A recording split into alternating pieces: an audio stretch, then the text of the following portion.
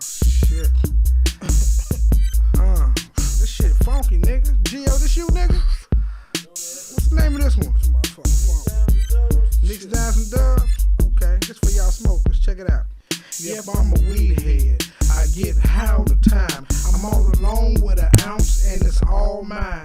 I get high all day, every day and every way. In broad daylight, I don't care what they say. It's off the chain, I can't get it off my brain. Cause I'm addicted to the smell, addicted to inhale. Weed is my life, weed keep me acting right. Weed keep me rapping tight, weed keep me snacking at night. Non-smokers that trip, my message to you is marijuana is my friend and it is yours too. Marijuana is my friend and it is yours too. Marijuana is my friend and it is yours too. You know we got ounces, you know we got pounces, but now we got nicks, dimes, and dubs. You know we got ounces, you know we got pounces, but now we got nicks, dimes, and dubs. You know we got ounces, you know we got pounces, but now we got nicks, dimes, and dubs. You know we got ounces, you know we got pounces, but now we got nicks, dimes, and dubs. Now I got ounces and pounces, dimes and dubs, nicks and tricks, so you know I get love. Rolling on 2s and 3s plus 20s, you see. And if it's 2003, I'm rolling 2003. Whatever year it should be, whether it's Billy or Z, it's meant to be me, like Adam and Eve, eating from trees. I'm selling these leaves, selling this weed, trying to make a couple of G's off a couple of seeds. You know we got ounces, you know we got pounces, but now we got nicks, dimes, and dubs. You know we got ounces, you know we got pounces, but now we got nicks, dimes, and dubs. You know we got ounces, you know we got pounces, but now we got nicks, dimes, and dubs. You know we got ounces, you know we got pounces, but now we got nicks, dimes, and dubs. I started off with shit, nothing but my dick, and a whole pound of weed that went oh so quick. And don't forget my word. You can't forget my word. When a nigga heard my word, I receive more herb to serve. I got a bitch that dirt. Ooh, in the car I swerve. Yep. When I hit the curb, I think I struck a nerve. When I came to, I was surrounded by thugs showing me love, and my first words were Nick, dimes, and dubs. So we thought about it. Yep. It crossed our minds. It took a while. It took some time. The pros and cons, the friends and foes, the haters that's gon' trick off on us to the poles. We took care of those, and now my hustle long, my hustle strong. I guess my motherfucking hustle long. You know we got ounces, you know we got pounces, but now we got nicks, dimes, and dubs. You know we got ounces, you know we got pounces, but now we got nicks, dimes, and dubs. You know we got ounces, you know we got pounces, but now we got nicks, dimes, and dubs. You know we got ounces, you know we got pounces, but now we got nicks, dimes, and dubs. If it ain't a dub, then I ain't smoking. Well, maybe a dime, maybe a nick, y'all make me sick. Give me some time and I'll tell you why that I can tell when you're high. Smell when you're high, don't tell me you lie. Cause I'm like a hound dog, for miles and miles away. I can smell that get down fog, and I really love it. And I just wanna hug it, and I just wanna toke it, and I just wanna smoke it. If I ever go a day without it, it's unwillingly, not intentionally, but mentally, that shit probably be They killing fronted me. me a quarter P, then I sold them dubs to thugs who smoke on drugs and clubs, who ride on dubs, no hubs, just rims, jean suits and Timbs. When I'm on the block and I'm posted up, heat on my hip just to roast it up. Wild niggas just don't give a fuck. We on the mission and we ain't wasting time. Cop the ounce of lime and got it off selling dime. We on top now. Money making money, corner lockdown. Label is the focus, no more slanging, we just smoke pounds. Girl, what's going on? We recording, goddamn. My bad. Don't be getting the draws all up your ass and shit. What the fuck? Don't trip, everything cool. You gonna smoke some weed with us later on? Hell no, nigga. Get your hands off me. Hell no, fuck that. No. Bullshit. The last time I smoked with y'all motherfuckers, I had dicks everywhere. My mouth, my ass, God damn it, every hole I had in my body. God damn it, what the fuck? Right, No, right. fuck that. Come on, baby, please. Didn't I just explain it to you? Please. All right, I hit it.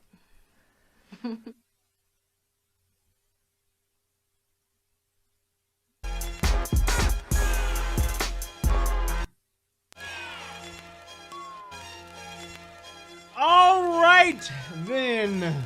Are y'all ready for me? Well, let me hear you if you're ready. Because here I is. Hey. Yes, indeed. Here I is. Let's do this. I'm back, bitch. Thank you. I appreciate the hand clap. Thank you all the round of applause. I love you guys so much. Look here. It is on once again. Click the like button. Click the subscribe button. We are going to have ourselves a really good time tonight. We're going to talk about some things. We're going to learn about some things. And I'm telling you, this show tonight is really, really special. It was something that I saw, and I didn't even believe that this kind of stuff like still would go on. It was one of those things where I was like, are you serious? Like, people are really like struggling in this area of just internet dating to the point to where people are getting hurt, people getting sexually assaulted and all that kind of stuff. Now, I know that that stuff does happen, but the fact that it's happening on this, at this magnitude, and it's like the responsibility of just saying, hey, you're an adult and you need to protect yourself. It was like baffling to me that these women were putting themselves in these situations. So that's why I'm doing this show. So I would definitely ask, and I usually don't do this, but anybody that you may know, especially a young lady, any young ladies that you know, your nieces, your cousins, somebody at work or something like that, please send them the link to this video. Please do that. This is going to be one of those shows where I really want to do some real teaching tonight. I really want to get a different perspective on just females and just being safe. I remember maybe about a year or two ago, I did a short video actually, about like just giving women some basic rules on like how not to get raped. You know, we have this thing, and it was a hot topic for a minute, where there was a thing everybody was talking about. It's a rape culture. This guy seemed really rapey. And it was like you would hear people throwing those words around. And to me, I was like, how does somebody seem rapey? Like, well, I don't know what that looks like. How does somebody sound rapey or seem rapey? It's like, unless you're like literally talking about doing some type of forced sexual act on somebody, I don't know how that would sound rapey, or a person can look rapey or be rapey. I don't get that.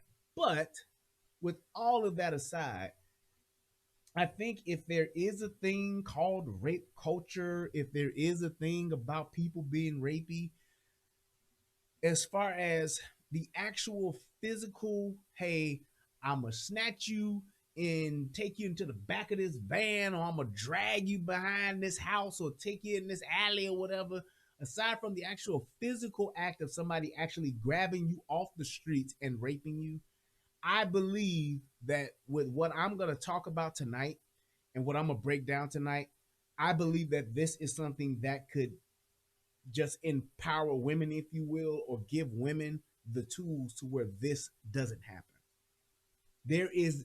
There should not be as many women that's in this video talking about this the way that they are.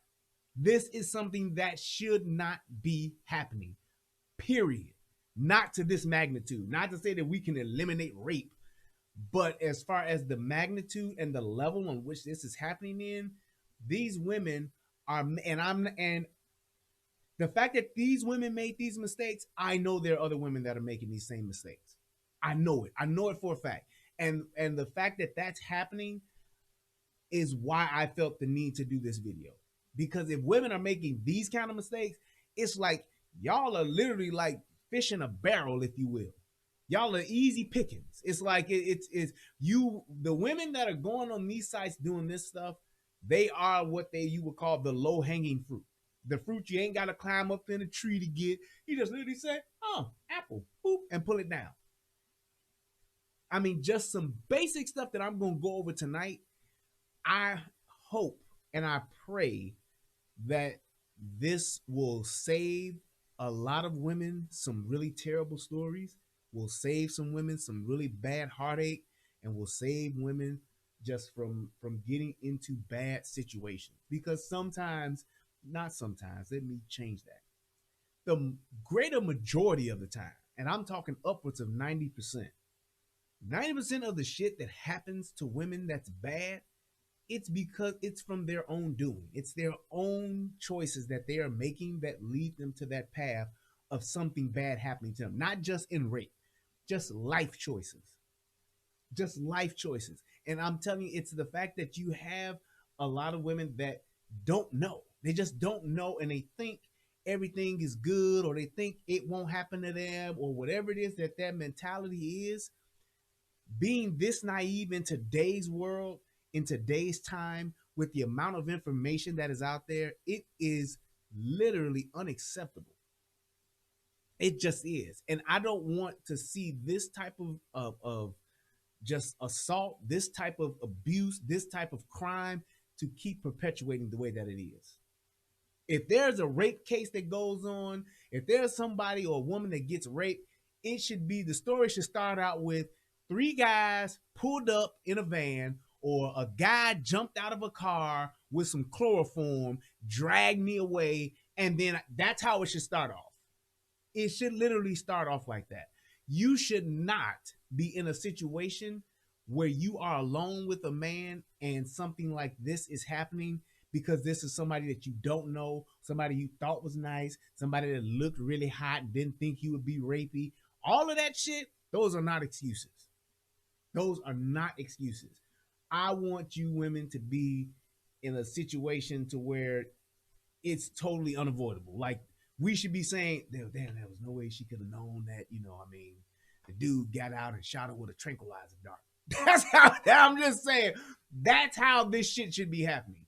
What you're going to see tonight, it shouldn't be happening this way. And that's why I'm doing this video. So, without further ado, my favorite part of the show. Federal law allows citizens to reproduce, distribute, or exhibit portions of copyrighted motion pictures, videotapes, or video discs under certain circumstances without authorization of the copyright holder. This is called fair use and is allowed for purposes of criticism, news reporting, teaching, and parody, which doesn't infringe of copyright under 17 U.S.C. 107. I need a hat on my head. I just got a feeling in my spirit for a hat. Let's see here. What do I want to wear? Let's go with the old Voltron. So I go with the Voltron. Should we do that? You can see I got on the General Grievous representing the Star Wars thing. Yeah, I think I feel all right with this. This is all right, ain't it? All right. Okay, so what has happened here? And I'm gonna actually do this a little different. So I want women to understand this. And this is something that I took from my old video, from the video I did a long time ago. Here's one of the key things to keep yourself out of situations to where you would be sexually assaulted. Number 1 rule, golden rule. All my young girls, if you don't watch the rest of this video, listen to this. And this is why I'm saying this first. I want everybody to have their friends and everybody, like I said before, to share this and get this to some young person. Have a young person, a young lady, watch this. Number 1, don't ever put yourself in a situation to where you are alone with a man that you do not have the intention of sleeping with. That's the nicest way I'm going to say it, or that it can be said. Do not be alone with a man that you do not want to have sexual intercourse with. Just that in itself. To my hood, all my hood rats, my ghetto motherfuckers, don't be by yourself with somebody you don't want to fuck. That's what that's just the rawest I can put it. If you don't want to fuck him, don't be alone with him. I don't care if it's for 1 minute. I don't care if it's for 10 minutes. I don't care if it's for half an hour. Whether it's in a car, his apartment, hotel, it don't matter. If it is you by yourself, do not be alone with any man that you don't want to fuck. Well, I just met him. I'm not sure. Then that means you don't want to fuck him. It's that simple. That golden little nugget right there should be one of the cornerstones of your decision making as a young lady. Any young girl, young woman, old hoe, don't matter. If you do not want that man to sleep with you, if you don't want that man to have sex with you, if you don't want to have sex with that man, if you're unsure, don't be alone with him. Even if you say, well, I was just going to give him some head or give him a hand job or something like that. If you ain't trying to fuck, don't be alone with him. If he tell you, I need to change my shirt real quick, I want to change my shoes, I want to put on my red bottoms, I want to get my mics out, I want to do whatever it is he needs to do, don't be alone with him. Don't. When you go out on a date with a man, stop going out to dinner with niggas you just met. Stop going to dinner. If you want to go out with a man that you just met, you need to go to breakfast or you need to go to lunch. And you ain't got to go to no 7 o'clock breakfast, but you need to go to a late breakfast and you need to, or do a late lunch. Somewhere between the hours of a 10 and maybe 5. That's where you go and have a meeting with a man you don't know. Whether you meet them at Starbucks, whether you meet them at Miss Muffet's. Man, I remember Miss Muffet's born in Chicago. My God, that's some good breakfast. Ham off the bone. What y'all know about it? But wherever it is that you're going, you go. I'm on my way to that, G friend. You always make sure that it is somewhere that is well lit in the daytime to where, hey, that, and what that also does, it takes away the expectation of some, after we had a good night, we gonna fuck. That dude you just met, you want to go out to dinner, eat at the most expensive restaurant, eat all the best food. You want to have 5 lobster tails, take a plate home for your mama and your kids and all that shit. There's an expectation, and men may not admit this or not, there's an expectation of some type of pussy in, if not that night, in the near future. Don't do it. Here's another one. When you're talking about going out to dinner or going out to lunch or to breakfast or whatever, pay for your own shit that first date. Now, I know it's a bunch of bitches talking about, nah, fuck that. And they're going to spend time with me. Fuck that. He going to have to pay. Here's the thing. If women want equal rights, if women are considered equal, all you independent queens out there, you should not have a problem with this. In today's world, now, me, myself, I'm an old school nigga, but I'm old. I'm old school. I'm a traditional type of man. Therefore, I date a traditional type of woman. So in my heyday, I didn't go for the young thoughts. I didn't go for the ghetto bitches and all. I didn't do that. So yes, when I went on dates with my wife, yes, I did pay. And actually, a few times, she paid. Because she made sure that I knew I wasn't with no broke bitch. Her words exactly. You ain't with no broke bitch. I'm paying. All right, baby, go ahead. Just saying. There she go. Right there. I ain't lying, am I, baby? Tell me if I'm lying. Tell me if I'm lying. She said it several times. And didn't just say it, she showed it. But when you're talking about in today's world, you have to realize that, hey, people have expectations. So what you do when you have an expectation of saying, I ain't giving this nigga no ass, I don't even want this nigga to think he about to get some ass. And you might like him and want to fuck him. First date, first 2 dates, first 3 dates, hey, go Dutch. And here's the other part to that. If you going Dutch, then you ain't got to worry. If you want the best of the best, you should be able to afford it yourself. If you want to eat good, you want the best pizza or the best steak and lobster, you want your surf and turf, ain't no problem when you paying your own way. A man shouldn't have to prove himself by spending a bunch of money on your ass to get you a high-ass tab just to see if y'all like each other. I don't see why that would be a problem. So when you're talking about just going out, being with somebody, having a good time, pay your own way. When you going out to lunch, you going to a fucking Potbellies or what's the other place? The soup place. I don't know why I be drawing blank sometimes. The soup place, where everybody go and be on the internets and all that shit. I always get the chicken soup, baby. You know what the name of the place is. I always get the chicken soup for you. But when you Panera Bread, there we go. I got it. Ha! See, I ain't that old. You go to Panera Bread. Panera Bread is a nice place, great ambiance, and it's not very expensive. You can go there and get you a soup for a group or some shit like that. Ain't that what they call it? Baby, I think that's what they call it. Group for a soup for a group or a cup of soup or some shit like that. Have a nice meal, nice time. You can chit chat. Ain't no time limit. Ain't none of that. You can have a good time. That's it. That's what you can do. So when you have that, and the other part to that is too, when you do go out, and this is why I say don't meet at the club, don't meet at the tavern, don't meet at the bar. Here's the other part to that. When you do go in one of them situations, don't leave your drink, ever. Don't ever have a man go and get you a drink, ever. If you don't watch that bartender pour that shit yourself, don't drink it. I know that a lot of women think he ain't like that.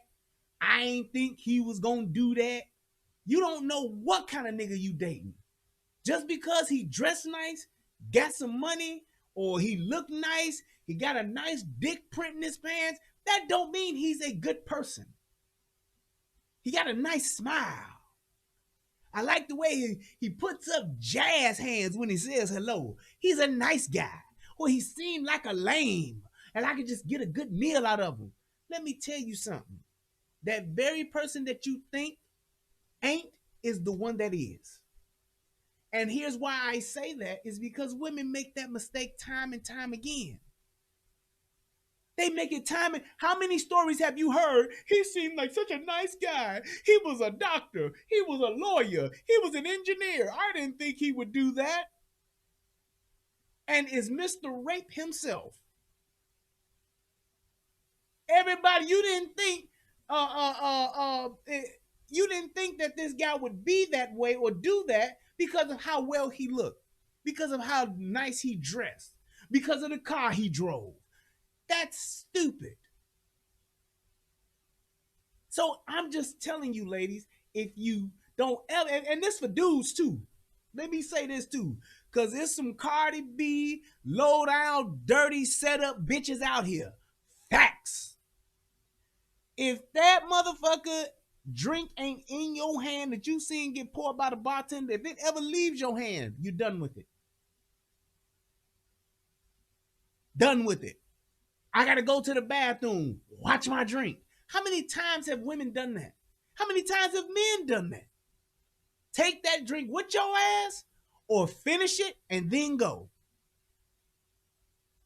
Telling you right now, do not put yourself in that situation where you leave a drink unattended. I don't give a fuck if it's a Hennessy and Coke or if it's a goddamn Cosmopolitan or if it's a glass of orange juice. You never know. So don't do it. So these three real quick. 1, never be alone with a man that you don't want to sleep with. 2, pay your own way at least for them first 2-3 dates. Because then you'll kind of know if you like the guy or not. And then too, you'll realize like, man, is this worth it to go and do this? Nah, I don't want to do that. Oh yeah, I'll do it. I like them. But pay your way.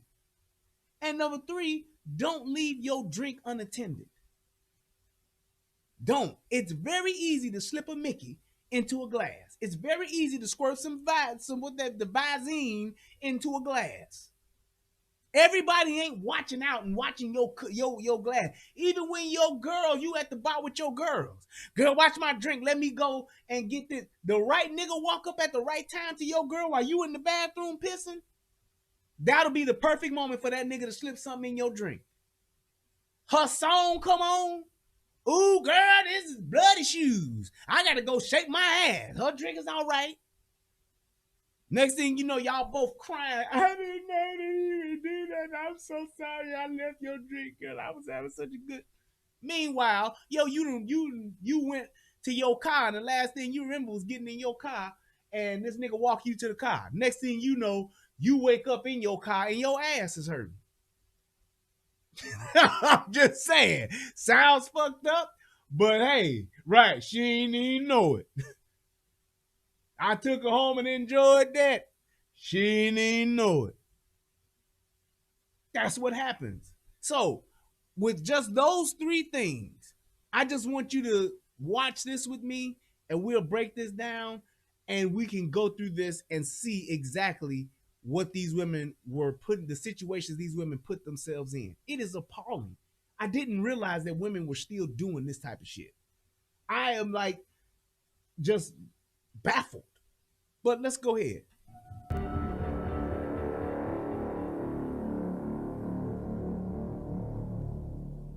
You hear that little scary music? Wasn't that music scary? Like, don. It's like, you know, some fuck shit is about to happen when you hear music like that. Like, oh no, what done happened? Who done died? Somebody done got killed or killed. Somebody done got killed. You hear that music? Something bad about to happen.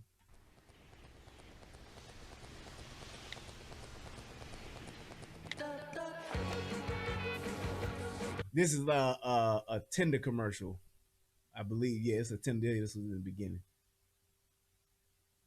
Downloaded more than 100 million times around the world. Last year, it clocked almost $1.7 billion in revenue. Did you hear that? Tinder alone, $1.7 billion.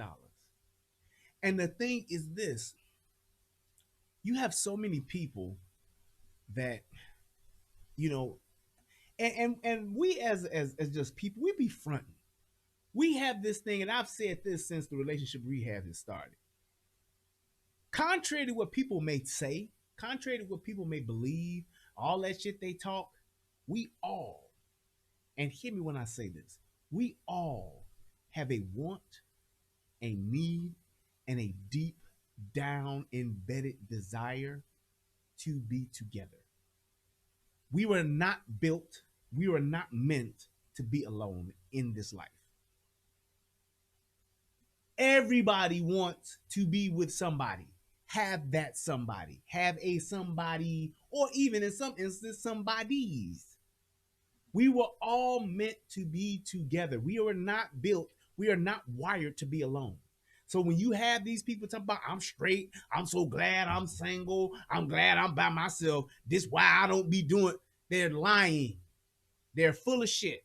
They're either dealing with they either have some past hurt that they ain't dealt with, or they got some other issue going on, some underlying issue that has happened to them, that happened to where they're apprehensive about being with someone. But we all have a deep down desire and want to be with someone. And if we didn't, all of these dating websites would not be as profitable as they are.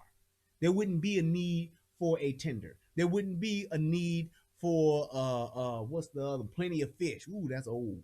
Is Plenty of Fish even still around? Plenty of Fish. What are some of the dating sites? Y'all, I'm out the game. So whatever date, Black Planet, y'all remember that shit? There wouldn't be a need for a Black Planet. There wouldn't be a need for Match.com. There wouldn't be a need for all of these different dating websites if there was no desire for us to be with someone. So all that shit we talk, all that tough shit everybody talk, it's all bullshit. We all have a desire to want to be with someone, to share our lives with someone. It's just about saying how authentic we can be and genuine eHarmony. Thank you. How authentic we can be in actually doing it and being vulnerable to actually do it, to put ourselves out there so that we can get chose, be with somebody. It's a site called Tag. Okay, there we go. You think about all of these different dating websites, and then you can look at the biggest ones. The biggest ones that are out there, your Facebooks, your Instagrams, you Christian Mingle. There you go. Thank you. You talking about all these people that are hopping on all these different websites, going to all these. How many people have looked on the Facebook or MySpace, Instagram, hitting niggas up in the DM, hitting bitches up in the DM? They're all doing it because we don't want to be alone. So this shit here lets you know how big this of a market that there is for this. This is one site. Tinder is the shooting star. It is far and away the most used dating app and the most lucrative dating app. It, I believe, outgrosses even Netflix in the App Store. The user interface design is geared to get us hooked and to keep us swiping into oblivion. Tinder made it so easy to meet up that it actually was less safe because you spent way less time vetting people. Do you guys feel safe on dating apps? Yeah, personally, I think it's probably, if you're a woman, you might find it's not as safe or you don't feel as safe. I still need to be cautious, so I still need to set my friend's location. I still need to think about my reputation. Now that's another thing too that she just brought up, and this is a great point. Whenever you do go out with somebody, you decide you done swipe left, and now you saying I'm about to go out with this person. We gonna meet up. What you need to do is two things. You need to, and there ain't nothing wrong with this. You need to ask that person for their driver's license and take a picture of it, or you need to also send that information to somebody else and where you gonna be. So you can say, hey, look, I'm going out with this nigga named Travis. We going to the Cheesecake Factory, and I'm meeting him there because he ain't picking me up. I'm meeting him there, and here go a picture of his driver's license. You see how this nigga look. I'm telling you that here's my thing. Somebody who asks that or don't want to give you that, you don't need to go date that person. All of that, you ain't gonna steal my identity. What you trying to steal? If I ain't got your social security number, you ain't got to worry about me trying to steal your identity. But I do need to know your name, because anybody online, they can be somebody different. I can be online telling you my name is Dominique Wilkins, and then in my wallet, I got a whole nother name. I'm Michael Jordan. So it's like if you going out on a date, say, hey, look, I know that this may sound crazy, but I need a picture of your driver's license. I can take it with my phone, send it to my girl, and I need to take a picture of your motherfucking license plate. I'm telling you, I know that it sounds weird. I know it sounds creepy or whatever, or rapey, if you whatever you don't want to say rapey, but it sounds weird, but you need to do it. You need to do it. And I'm not just saying that for women, men too. The setup, bitch, is real. I'm telling y'all. These hoes be on that shit. And I know a lot of men get put in setup situations and they fuck around and get robbed and shit like that. But here's the fucked up part about when it happens to men. Men won't say shit because it's a sign of weakness. And niggas ain't gonna do shit but laugh at them. Bitches ain't gonna do shit but laugh at them. Yeah, man, I went and met this bitch. I met her at the hotel and shit, at the motel or whatever the fuck it is. I get in there, there's two niggas in there with guns waiting on my ass. I'm telling you, this shit happens. You going over to a bitch house and this niggas already waiting on your ass to get there. While you walking up to the project building, some niggas come and they ride because they knew your ass was coming. He driving a gray Suburban. So it's like when you have that type of shit happening, when you have those type of situations going on, that's what it is. But niggas won't say shit because they don't want to be embarrassed. They don't want to get laughed at. You heard Cardi B saying that shit from the get-go, saying, yeah, I used to set niggas up. I used to do this with niggas, and I used to do that with niggas, and didn't nobody know, and all that. Bitch, you was basically drugging niggas and robbing their ass. And everybody just let that shit go. That's crazy. That's crazy, the fact that you would think that it's okay for somebody to just drug you, take your money, and just go on with their life. And ain't nobody gonna say shit. Ain't nobody gonna talk and say, well, damn, Cardi B, that's fucked up that you did that. They just like, girl, I know how it is. Sometimes it be like that. Sometimes it just, I don't know. It's crazy. It's literally crazy. But when you talking about saying, how come men won't come forward? That's why. Men don't come forward when it comes to getting raped. Because it's looked at as a sign of weakness. Your manhood is in jeopardy at the slightest just glimpse of you being assaulted or something happening to you.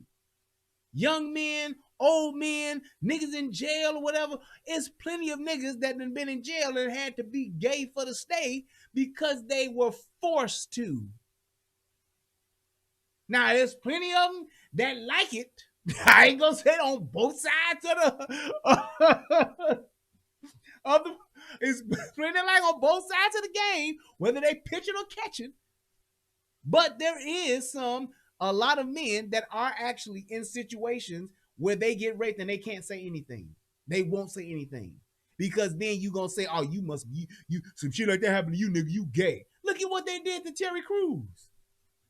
Them niggas literally was saying Terry Crews, because he didn't beat the shit out of that motherfucking that manager that came and grabbed his dick out in public. They said because he didn't do that, he must have liked it. They said that shit. They said motherfucking Vlad punk ass did several videos with DL Hughley and a bunch of other motherfuckers saying that Terry Crews must be gay because he didn't beat that man's ass that walked up to him and grabbed his dick. So how is it that a man, that's just like, now you say that shit to a woman. Say that shit about a woman. Yeah, that bitch must have liked it. Shit, that dude came up and grabbed her pussy. She ain't do shit. You the worst nigga in the world. You are the worst motherfucker ever. You're insensitive. You have toxic masculinity. You are a part of the Me Too. You are a predator. You are everything under the book. If you would have turned that same shit around and said, oh, she must have liked this shit because she didn't beat his ass. She didn't slap the nigga. That's what motherfuckers would say. So when you're talking about being in this type of situation, you need to get documentation, get information. And I'm going to take it a step further. Ladies, once you didn't get past them first few dates, and y'all want to start, and men too for this matter too. Ladies and gentlemen, once y'all start dating, y'all going out every weekend, every other weekend. Ooh, I like you, boo. I like you too. We having such a good time, girl. I think I love her. You need to absolutely take her information. You need to take his information, and you need to run that shit against the sex registry. Take that shit and run their name in the wherever county you stay in, whatever state you live in, the Department of Corrections, run their name. Run their shit. When you decide today, what's your name? Thomas Bradley? Okay. It shit is free. It's free information. There is no woman and no man that should be dating someone that has not done this. And the reason why I'm saying this, because obviously people aren't doing this. Get their first and last name and just put it through. You get that picture of their ID, Let me check you up against the sex offenders registry. Let me see if you got a record. Especially all you women that like that thug dick, like them thug ass niggas. You better see what that nigga was locked the fuck up for. They'll tell you, yeah, I was in them streets, girl. You know what I'm saying? I was pushing weight. And next thing you know, that motherfucker wasn't pushing weight. He was whooping ass. Nigga was in jail for domestics. He might have been selling weight, but he was whooping ass too. Look here, I'm gonna go sell this quarter pound, and then I'm gonna come back home and beat the shit out your ass because it's Friday, and that's what the fuck I like to do. That's what you better do. You better check that shit. You need to be running these niggas' names. Men, you need to be running these bitches' names. These hoes be criminals like a motherfucker. Talk about I had a bad life. Yeah, I know, bitch. You was motherfucking cracking cards. Stealing motherfucking information. Stealing motherfuckers' identities and shit. Bitch, that's probably why you dating me now.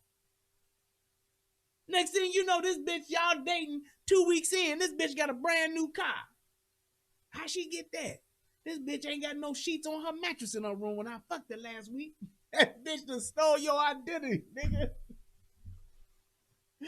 You ain't even know it. This nigga got your motherfucking identity and you ain't even know the shit. So in that sense, it is safe in a way, but the fact that I have to think about these things wouldn't make it completely safe. The problem with dating apps isn't that they're dating apps. The interaction that you have with them, meeting up with people, is that people use this the wrong way. I know people that have met through Tinder, they've met amazing people, but unfortunately, for a lot of people, it doesn't end the way they want it to be. And that's the thing too. It's like you can meet people on here, and here's what I say about this. I don't think that online dating is a bad thing because I believe it gives you more options. It gives you a better chance of meeting somebody that is more compatible with you, to you. You have a greater chance. You're fishing in a bigger pool.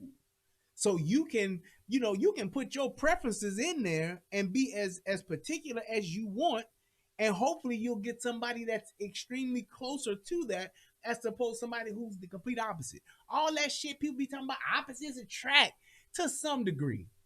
But when you're talking about the inner details, bitch, I like to clean and you nasty, then that shit don't work. There are certain things that opposites do attract. You got somebody that's a little bit of an introvert and he's an extrovert and they get together and work. That ain't always the case. Bitch, if I like to communicate and you don't like to talk, we might have a problem. I'm just saying. In the beginning, everybody's the best version of themselves they possibly can be because the show is on. Everybody's performing. Everybody's on stage. The band is playing. You got the music going. The lights is all sparkly. And you got the smoke happening. And the ambiance and the theatrics are on all day. But when you talking 6 months, 9 months, a year and a half, 2 years later, that real motherfucker gonna show up. And you better be ready for it. So that's why you need to be as specific as you possibly can with meeting that person that you want to have or want to share your life with. Stop being so superficial and think, I just want somebody who's going to be honest and somebody who can make me laugh. You don't need to do that. You need to be as specific as you possibly can be because that matters. And when it comes down to you actually weeding through motherfuckers and you canceling a motherfucker or not wanting to be with this, let it be because of the information and the data that you already have, as opposed to you finding some shit out 2 kids later. Concerned, not alarmed. Chuck a headband on, get in there and have a crack. That's ridiculous to me. Start talking about it. Ew, that's gross. On this existential level. He said, I just avoid super hood chick. And that's good if that's what you don't like. I don't like hood chicks. I don't like super hood chicks. Absolutely. You going into the hood, into the ghetto, trying to date somebody. They not real ghetto. They nice. That's bullshit. Birds of the same feather flock together. If your motherfucking woman is hanging around a bitch that be cheating, don't think that bitch don't cheat too. Your woman hanging around a motherfucking bitch that's doing some thievery, don't think that bitch ain't a thief too.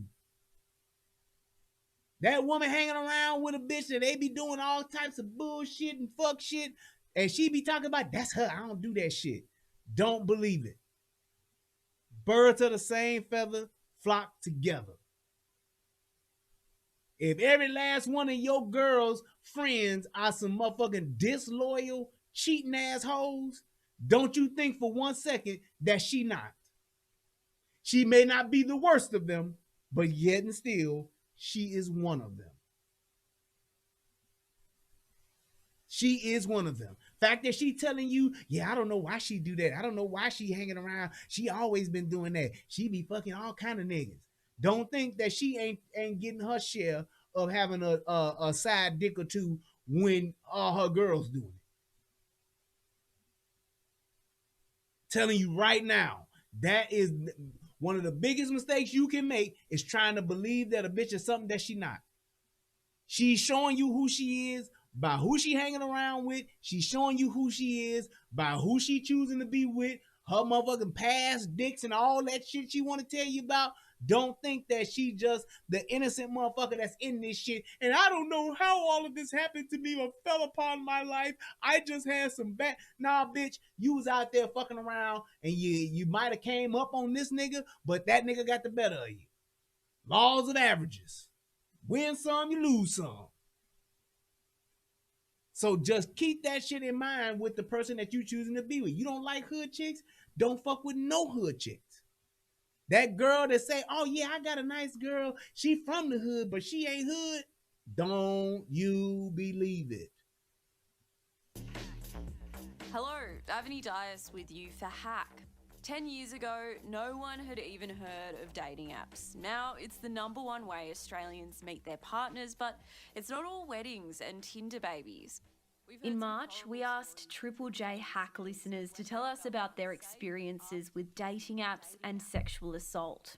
So we're launching a major investigation today to find out what's going on, and we want your help to share your stories. If you've ever had an experience on a dating app that made you feel unsafe, I'd love to know what happened. Get in touch on the Hack website. More than 400 people responded. Look at that 175 of them. More than 400 people responded. And I'm gonna ask the question now. Ladies or men, have you had some fucked up experiences with online dating to the point to where some criminal shit happened? Just saying, if that's some shit that you have seen that has happened, or some shit that you've known has happened, if I don't know how close or how close this is hitting home to some of y'all, but I would bet that some of this shit has happened to some of the people that's watching this show right now. Them told us they'd experienced a sex offence by someone they'd met on Tinder. Brooke was one of those people who thought she'd found her match on Tinder.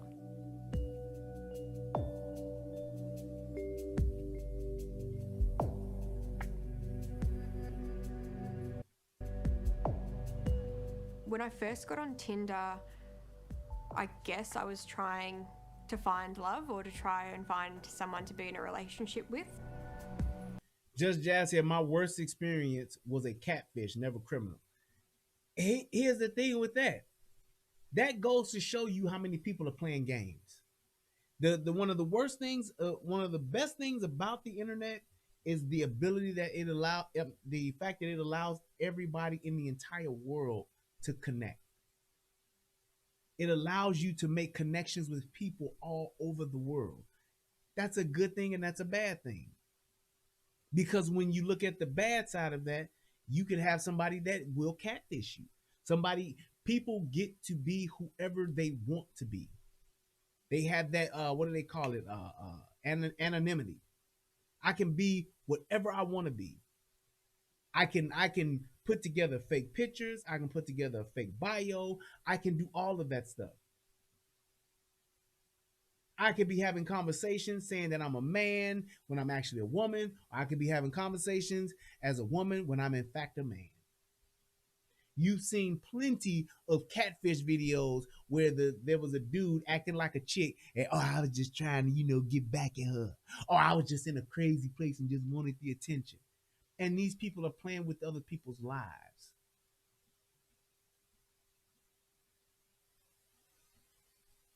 Crazy. In motion media, sound media said, crazy. Guess I've been lucky. Met my wife for 4 years on a dating site. There's the good and the bad.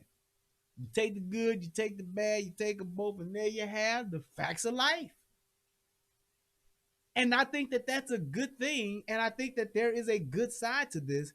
I just think that the bad side to it could be a lot of it. A good portion of it could be avoided with just people using some basic common sense security measures.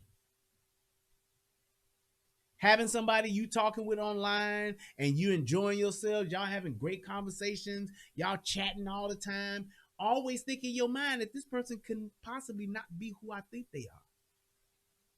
On any level.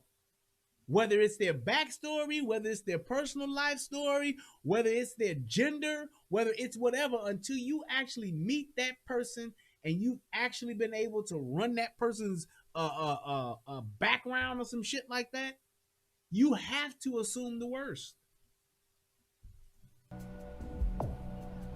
I first matched with him in 2017. I was in my last year of uni. I guess my first impression was that he seemed like a really chill, down-to-earth kind of guy. It is. He was living with his grandma. He'd moved sort of down to the area to live with his grandma and help take care of her. And so I was like, oh, well, he's obviously like a... Let me tell y'all something, because we hear this quite often.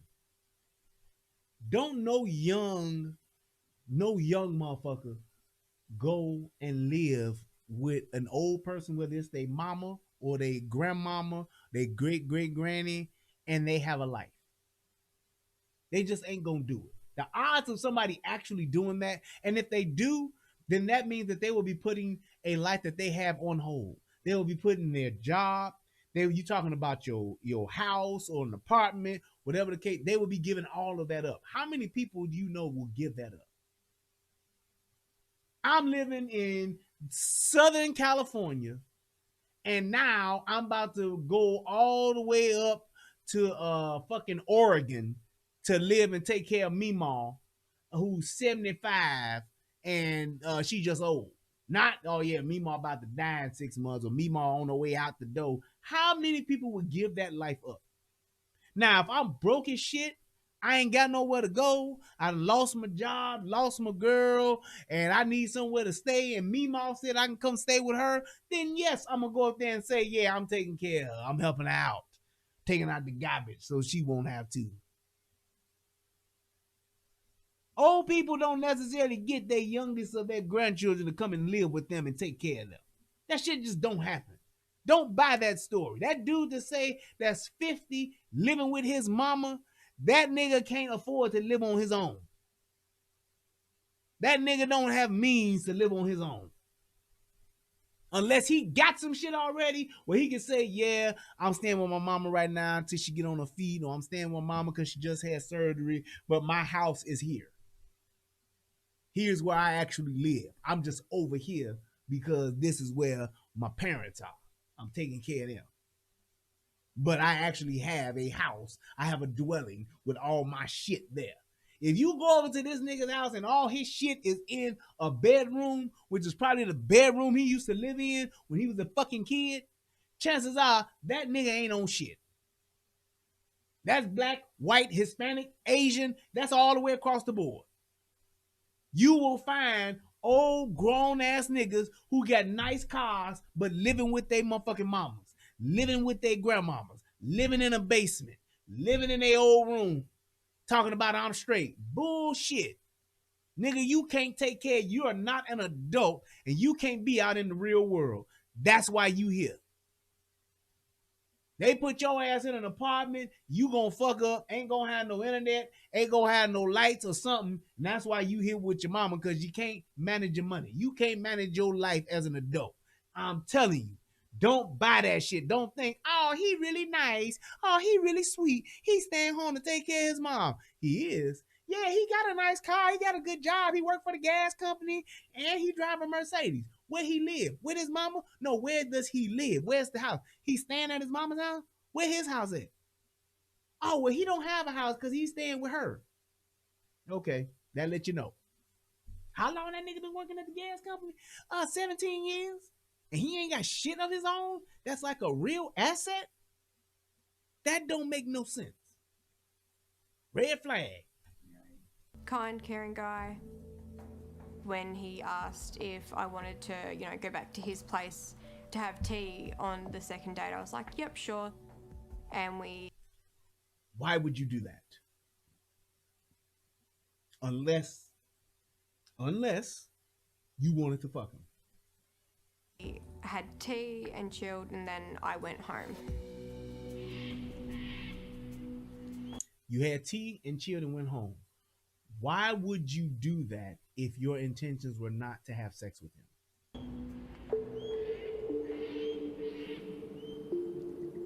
The next time we caught up, he picked me up from my place and we went for a drive outside of Geelong and into sort of like this sort of really rural town where there was like no street lights, no nothing. Why would you do that? Do you understand? Like, I'm on, this is date number 3. And she's now saying that I'm going out on a drive with this dude. Don't know where I'm going. We just going out for a drive. By yourself.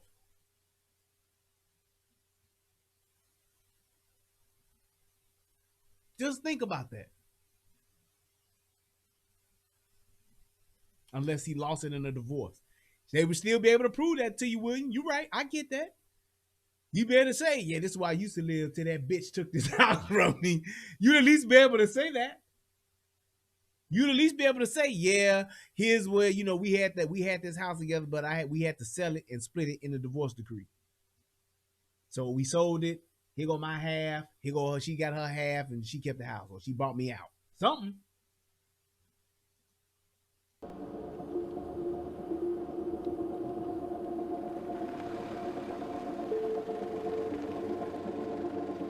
Now this is just a reconstruction. Man pulled up in a secluded spot. When Brooke got nervous and asked to be taken home, he threw her phone out the car window. Boom. Why would you not be nervous going out with this dude by yourself? And I understand that a ride or a quick drive or a little drive out on the countryside may be sounding romantic, but if you ain't willing to go all the way with this guy, if you're not willing to say, well, we're going to do this and we're going to do out here in the woods or whatever, if you ain't willing to do that, if he wants some head in the car, if he wants you to be riding and slobbing and bobbing or whatever the case may be, if you're not wanting to do that, you should not be with this dude out on a drive.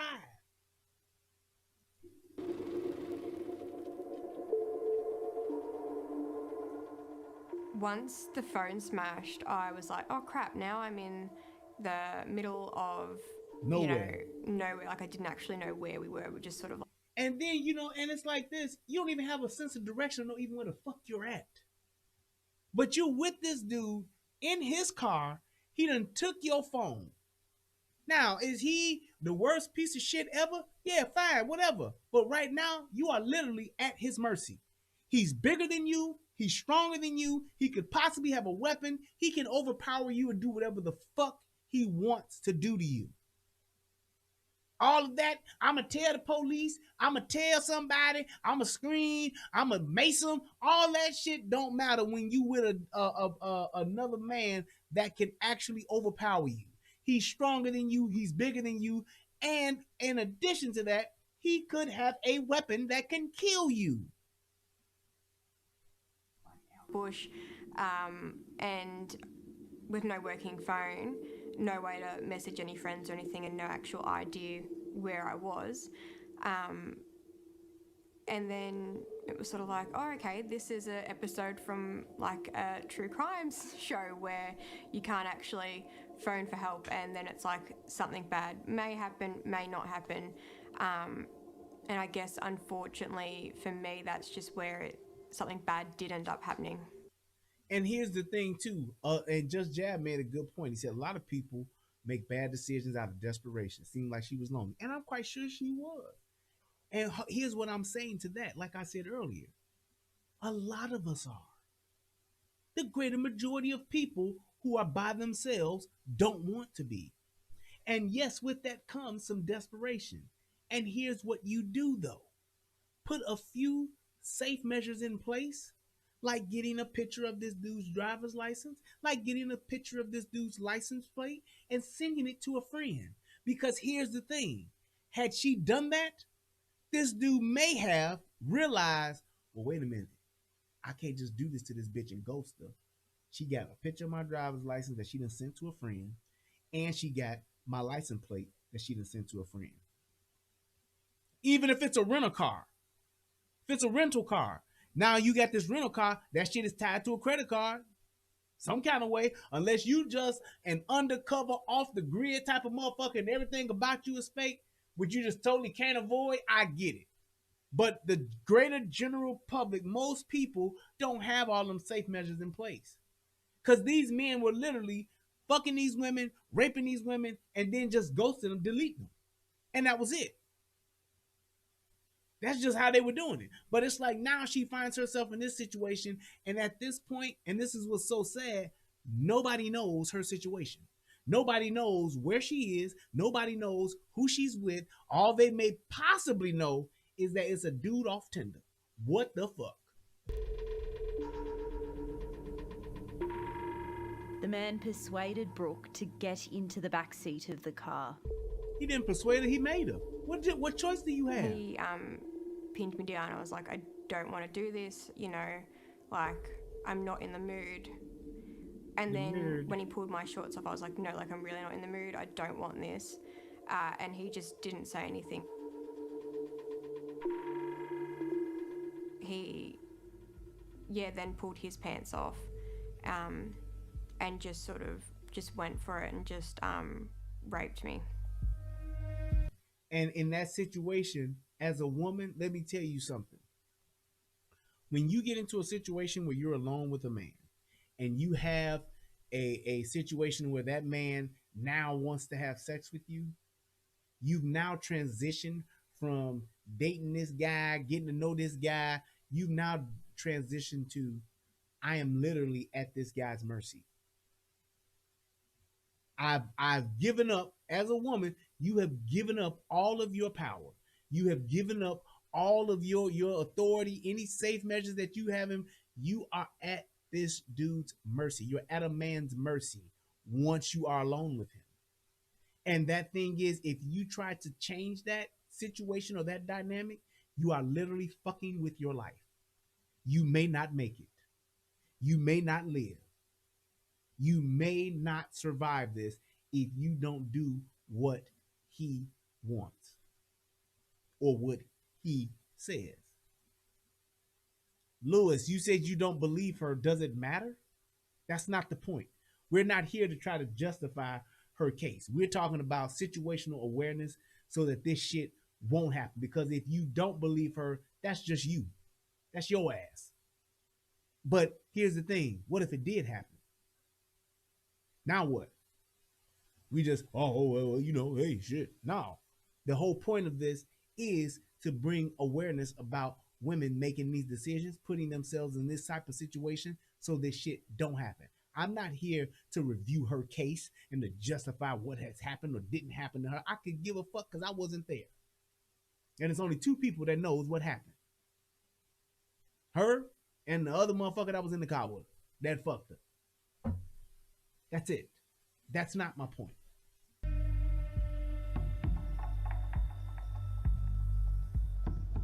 I was trying not to cry because it was so painful, but I also didn't want to show him any emotion because clearly, you know, he was getting off on having all the power.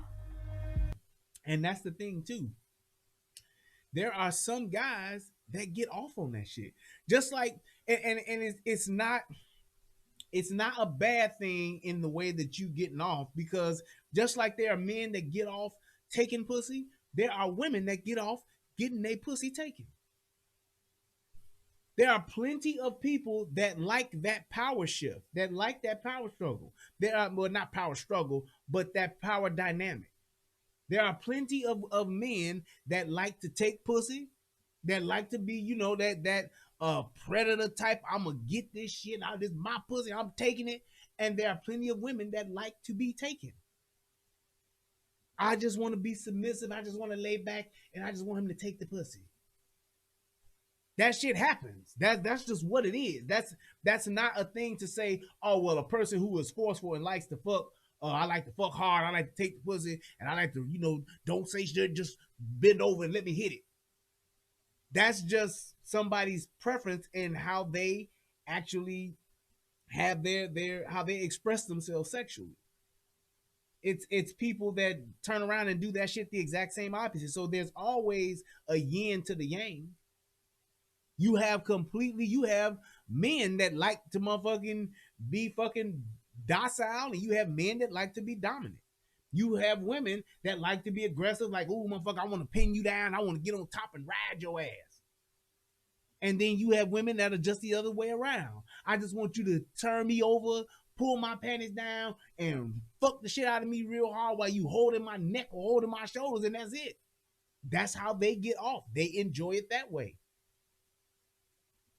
And so when you have those type of situations, now you have people who could potentially, because they don't know each other very well, because they haven't gotten, you know, to really know each other, they can get their signals crossed. They can get their shit mixed up. And no, before anybody tries to be an asshole and say, I'm trying to justify what happened here, I'm not. I'm just explaining to you how people's sexual desires and how people express themselves sexually can be quite different. Can be quite different. If you're the type of person, it's just like how you have people that are givers and takers in bed. There are men that just, hey, I don't eat pussy. I just want to get my dick sucked, and then I just want to fuck, and that's it. And then you have women that say, hey, I just want a motherfucker to go down on me, and that's it. Or I just want a nigga to just to fuck me in the ass, and that's it. I don't like getting fucked in the pussy. Or I don't like giving head. There are people that are, for whatever reason, that's just how it is. Now, there are some people who are givers and some people who are takers. Some people who are pleasers, some people who like to be pleased. Either way, there is a sexual gratification in either scenario. That person that likes to please sexually gets off on pleasing sexually. That person that likes to be pleased, that's how they get off, by being pleased. Then you have some people that are in the middle. They like to do both. And in all actuality, just being truthful. I mean, y'all tell me if I'm lying. Tell me if that ain't true. Tell me, men, if you ain't met a woman that's really aggressive in bed, or men who've met a woman that's very submissive in bed. Talk shit all day, be a fucking judge or some shit. Then when you get her home and get her in the bedroom, she's totally just docile and wants you to do everything that you want to do to her, because that's actually how she gets off. Same thing with men. Men could be in a really authoritative position at work, could be a fucking boss of a motherfucker, but get home and want you to treat them like a fucking docile, submissive bitch when they get home in the bedroom. That's like TV show, what is this shit called? Billions. If you ever seen the TV show Billions, Paul Giamatti's role, his character, he is the fucking U.S. fucking Attorney General, some shit like that, or District Attorney General. And then when he comes home, even though his wife is I forgot what they call her, she's a coach or something, a life coach. But when he's at home with his wife in the bedroom, he's a total submissive. He wants to be whipped. He wants to be punched, slapped, kicked. He wants you to fuck him up because he's such a powerful man in the outside world that he wants to give up all of that control. He wants to give up all of that power, and he actually wants to be dominated in the bedroom. That's actually how he gets off.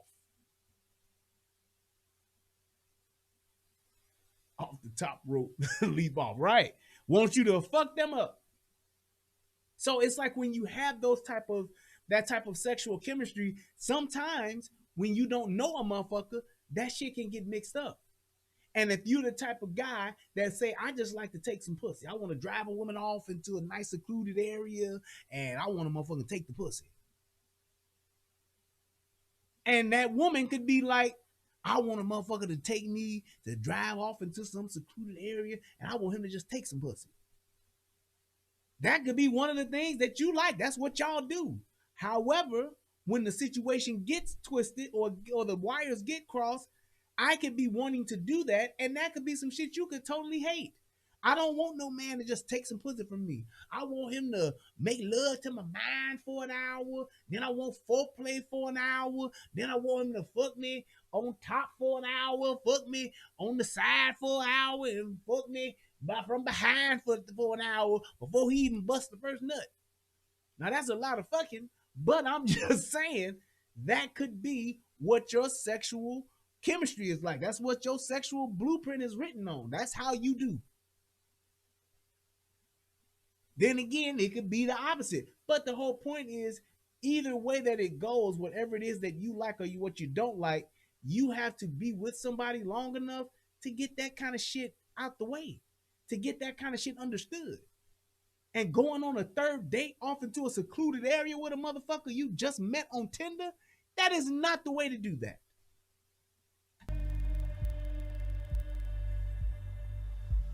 In my head, it was also, you don't know where you are or how you're getting home. And if this is what he wants and this is what it will take for you to get home, then you need to do it. And this is my biggest problem with this. So many women will put themselves in that situation to where now you have to calculate the fact of saying, if this is what he wants, I have to give it to him because I may not make it back. Why put yourself in that situation? No matter how nice the guy is, no matter how fine he looks, no matter how good looking he is. Why would you do that if that's not what you want to do? If that dude tells you, I want you to drive out into the countryside with me, let's go see the river, let's go to the lake. If you in your mind could say, well, worst case scenario is he had me out here at this lake and he take me outside, out to the woods, pull my fucking clothes off and fucks the shit out of me, and that's not what I want, then you don't need to go with that person. Not to say that's what he gonna do, but if that's not what he wants, what you want, why would you go somewhere with a man like that? Because once you decide to go, now you're at his mercy. Don't give up your power or your leverage or your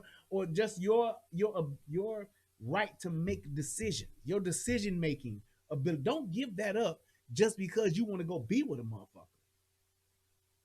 Fuck that. After he was done, he gave me a serviette from the console of his car to clean myself up because there was blood. And then I just put my shorts on and climbed through and sat in the passenger seat and just didn't talk, and then he dropped me home.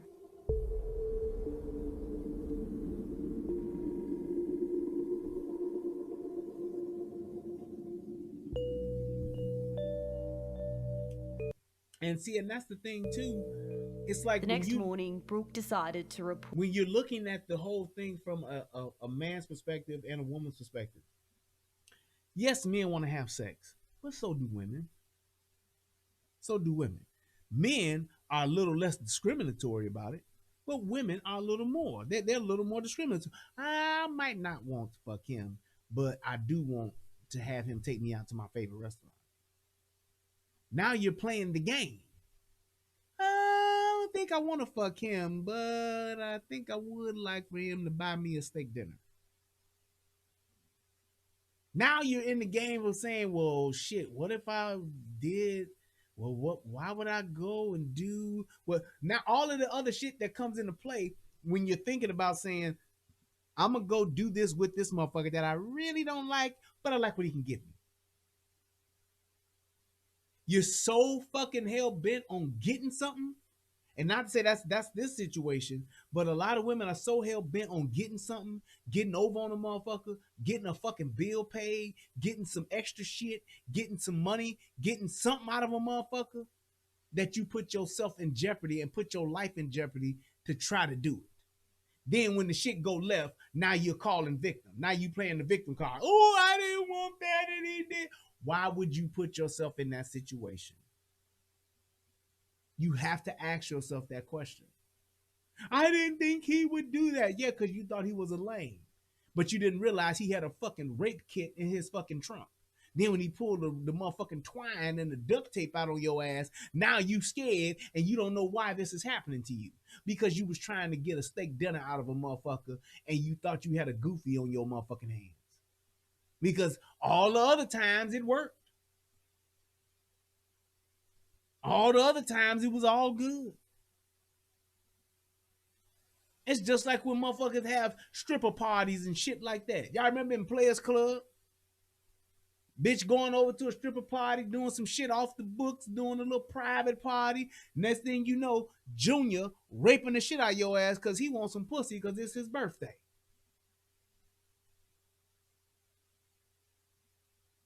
Plain and simple. That's what goes on. You thinking, a motherfucker thinking one thing and you thinking something else, but you don't want to do it. But you ain't the strongest motherfucker in the situation, in the equation. And all of the laws and all of the rules, being nice and all that shit goes out the window when a motherfucker hit you upside the head. Because after that, only thing you can do after that is give it up and then fill out a police report. Like this young lady's about to do. Attack to Tinder, but she says the man had blocked her by using the unmatch function, deleting their entire chat history. I searched for his name, but it didn't come up. So obviously he had gone into our messages, and you can unmatch. So that means that the conversation is gone, and I didn't even have a picture of him. I was definitely gutted because I was like, well, this was the only way to identify who he was and what he did, and he's taken that away and just completely sort of erased any evidence of himself. And here's the other question that we then have to ask. Should it be the dating site's responsibility to make sure that this type of shit doesn't happen? Should it be their responsibility to make sure that somebody can't just unfriend a motherfucker and be gone or delete their conversation or whatever the case may be? Should that be the responsibility of the website or not? Y'all let me know, and I'll give you my opinion after. I guess that was one of probably the main reason that I didn't go to the police, was because I didn't have his number, I didn't know his last name, I didn't have any photos or proof that we'd even spoken to each other before. So it would be like I'd just picked a random guy out almost and said that he'd done this. But that's exactly what you did. That's exactly what you did. As we sifted through our public call out, this was something that came up again. And here's what I'm going to say. I'm going to use the rules of boxing. Boxing is like dating. When you step into the ring, what do they say? Protect yourself at all times. Protect yourself at all times. When you enter the boxing ring, just like you enter the dating ring, yeah, you may have a referee in there, but you can still get hurt. And in some cases, you can die. every boxer that walks into the ring, every boxer that is a professional boxer or an amateur boxer, they know and they have accepted the fact that every single time they walk into a ring, it could very well be their last. They could die, they could get seriously hurt, they could get brain damage, they could have a seizure. They know that. Now, does the Boxing Federation have protocols in place? Yeah, they do. They got headgear. You got to wear boxing gloves. They got certain sizes of rings. They got certain types of gloves you can wear.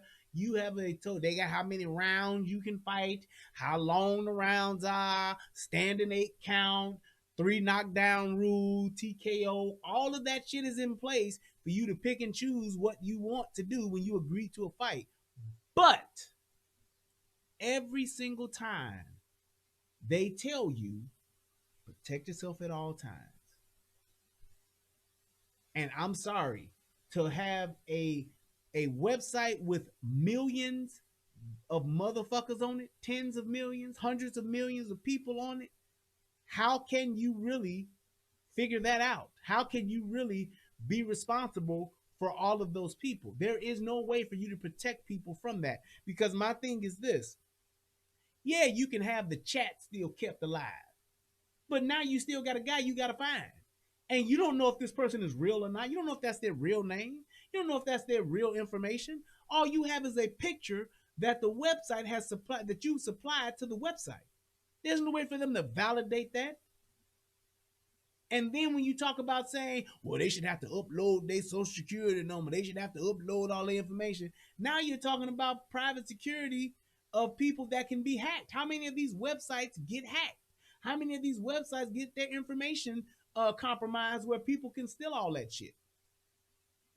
Happens. All I'm saying, you can have all the security measures in place that you want being online, but when you get in person, that's the only way you're going to know who you're really with. And again, perpetrators And make sure y'all click the like button and click that share button, man. Let's get them likes up. who had unmatched or blocked their victims on Tinder after sexually assaulting them, meaning they were unable to be traced. He raped me twice while I cried and begged him to stop. I wanted to report him to Tinder, but he unmatched me within an hour, so I had no way of bringing up his profile again. He ended up trying to take the condom off without me knowing. I couldn't report him on Tinder because he'd already blocked me. I lost consciousness as he choked me out. He was penetrating me digitally when I regained consciousness. He had... What the fuck does that mean? He was penetrating me digitally. Are they saying like the digits on the finger? Yeah, your fingers are digits. I guess that's what she's saying. He gave her the Joe Biden finger banger. Unmatched and his profile disappeared. Okay. It's Finger. like they're sort Yeah, of that's what I beating the call it, system finger. where they can just sort of... And it's not fingering, it's fingering. Fangering. Fingering. Or finger banging. Yeah, fingering. There you go, David. You got it. reoffend almost and be matched with all these other new girls who don't have any idea He of gave her the digits. their sort of behaviors. Y'all ain't shit. Here's my thing, though. When you're talking about being in this situation and this happens to you, why is it that you have none of this person's personal information and you're relying on fucking not Twitter, but fucking Tinder to have this motherfucker's personal information? It's the internet. It's the internet. How would you expect a dating website to have someone's personal information so that they can track them down and investigate? You expect Tinder to investigate motherfuckers? They're not the police. You should have enough wherewithal to where if you're going to be alone with somebody, you're going out in public with someone you don't know, regardless of how many DMs you shared, how many pics you swapped of each other, how many instant messages you guys have had between the two of you, you should not be going anywhere with someone you don't actually know and cannot actually physically get a hold of and find. You don't have an address, you don't have a driver's license, you don't have a license plate, you don't have anything on this person, and you actually out on the fucking country roads of fucking England with this motherfucker, or London, or wherever the fuck she's at. Why would you do that? Why would you do that? Why, Lawrence? Why would you do that? That's an inside joke. Which is just, it's heartbreaking really that all these girls are going through it. The feature, which was designed with benevolent intent, it was designed so that if someone is making you miserable, you can just unmatch them and never have to think about them again and never see them again. So it was designed essentially with victims in mind, but the fact that perpetrators are now getting a little bit wise to this and realizing that it's their way of escaping any kind of accountability, that's just unacceptable. Steve Dean is a consultant to the dating app industry. John Doe says she looks kind of slow. I don't think she's slow. I just think that she's naive. And even when you heard those other women's stories that were coming up in the text, they are naive. They are thinking, oh, he looks. They're literally saying he don't look like the type. Because there is no other way that you would think that they would be this, I guess, just have their guards down and not be defensive at all and not have any wherewithal to think they could potentially be with a person who could physically hurt them or sexually assault them. There is no way that they could actually be with somebody like that and think that ain't nothing gonna happen unless they're going off of looks. Oh, well, he looked nice. He talked nice. He smiled at me all the time. He was very charming, as they say. And right, to what James said, to his point, Tinder was made for fucking. It was made for you to get together with somebody that you like strictly by how they look. Tinder didn't ask your ass about what do you think this person's personal life. They say, hey, keep swiping left until you find somebody that you like. Swipe right, then swipe up and down on the motherfucker until you go meet. That's essentially what the shit is. So it's not like some of these other dating websites where you gotta go and build a profile and give all of your names and do a video and all this other shit.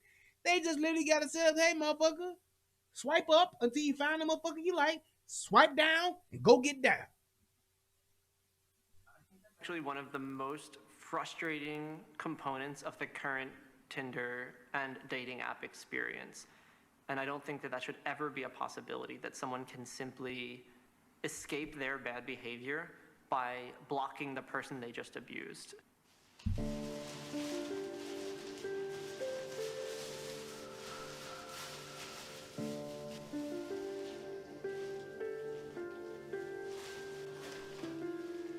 Clinical forensic doctor Janine Rouse works closely with police in assessing victims of sexual violence. And 2 years ago, she detected an increase in sexual assaults resulting from dating apps.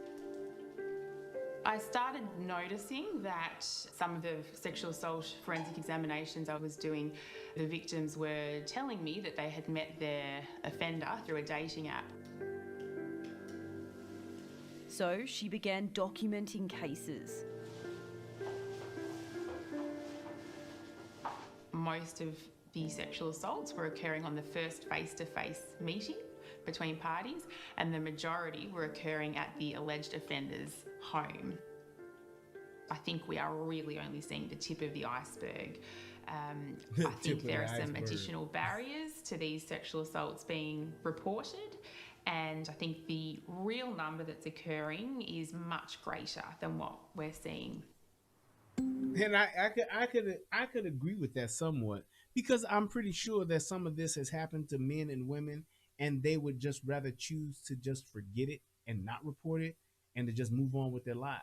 Block it out, forget about it, or just think about to themselves, I don't want to be out, I don't want to be embarrassed, or I feel stupid that I allowed this to happen, because after the whole infatuation piece wore off and you done met this motherfucker and they done got your ass, whether they drugged you and robbed you or whether they motherfucking force you in the backseat of a car and fuck the shit out of you. Regardless of what happens, either way, there is a percentage of people that would just say, you know what, just fuck it. I ain't gonna get on the site no more. I'm done. I never say shit. And my thing would be this. I'm doing this video so that this type of shit won't happen. Use some common sense safety measures to say, hey, let me make sure that a motherfucker know who I'm with. A motherfucker I got information on this motherfucker that I'm with, to say, well, hey, if this happens again to you, this person had a fake ID, a fake driver's license, they had a fake vehicle tag, they had fake fingerprints. All that shit is fake. Just saying, make sure you do that. Motherfucker come over to your house, hey, touch this glass, let me put it up in my freezer, some shit like that. So I can have some prints on this motherfucker. I'm just saying, do whatever you need to do to make sure that you know or can connect the motherfucker that you with. Because my thing is this, and like I said earlier, it may sound weird, but it eliminates the fuckery. Because if I'm a dude, if I'm with a chick, or I'm going to see a chick, or I'm going to take a chick out that's fine and a motherfucker to me, and I want to have a good time with her, yeah, bitch, I'll give you my thumbprint. I'll give you my fingerprint or some shit.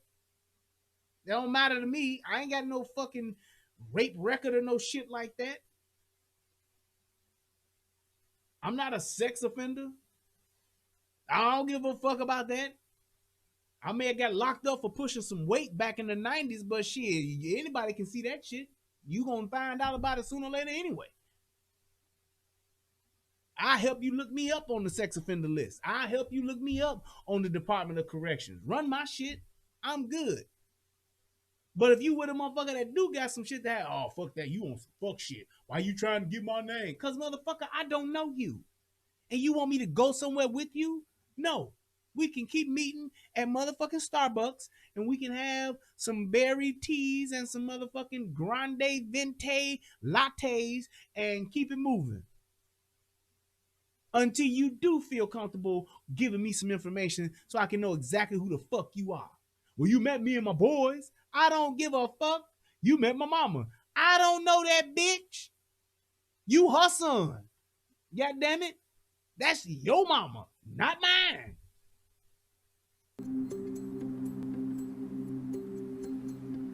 Despite the growing problem, there are no national figures on the number of sexual assaults facilitated by dating apps.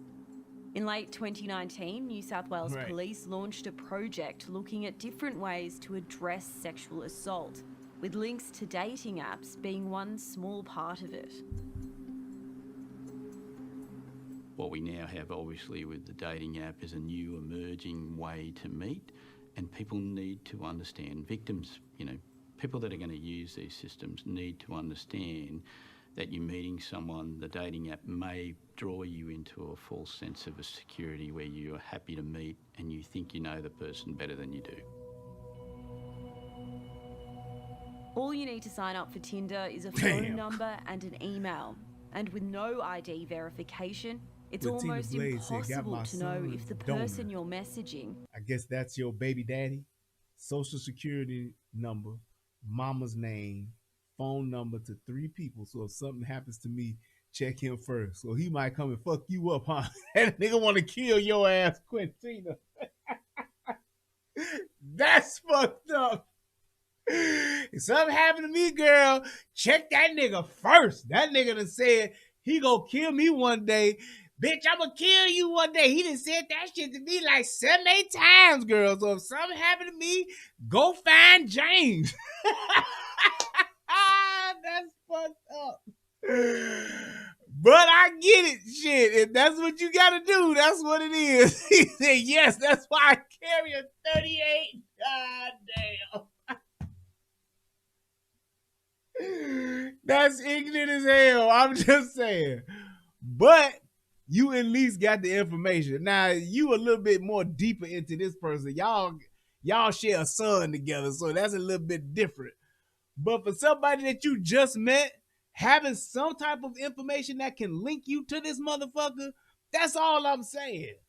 Now, you ain't got to have all this extra shit in these fail safes. Well, look, if I die an untimely death, all of this documentation gets mailed to the to the police, to the news, and to my pastor, so that somebody can investigate the shit. Because I know James, he had something to do with it. He been threatening to kill me for years. Is who they say they are. Oh, So shit. I think if you are going to use dating apps, then by all means swipe right, but do so with caution. Be Swipe aware right. that I was saying swipe online left, communication with someone means that they're effectively still a real life stranger.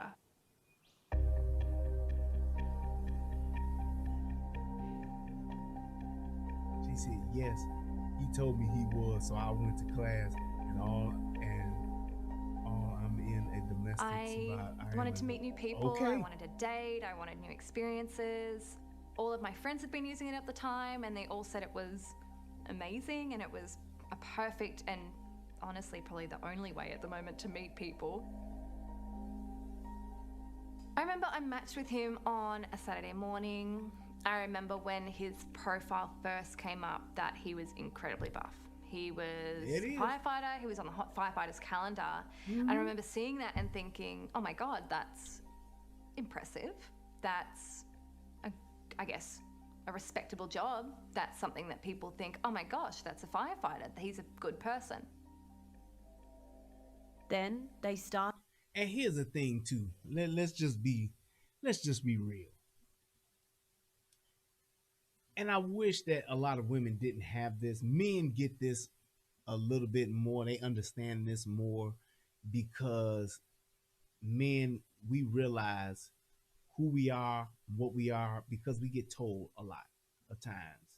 So when we become adults, we don't have a false sense of identity like a lot of women do.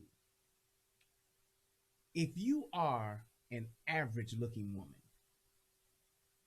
why would you think that you would be able to get a fine man, if you will, or an above average looking man, and there not be any type of expectations, or even realize that this might be out of my league? If you are a woman and you are 5, and this is the thing, a lot of women don't think they're 5. A woman that's a 5 will think that she's a 7. A woman that's an actual 3 will think she's a 5. A woman that's an actual 7 will think she's a 10. The false sense of security, because they think it's self-esteem, is how you feel about your damn self.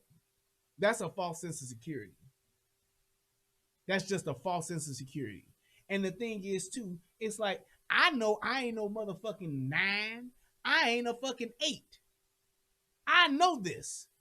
But I also know that the things that I'm not, I make up for in other areas.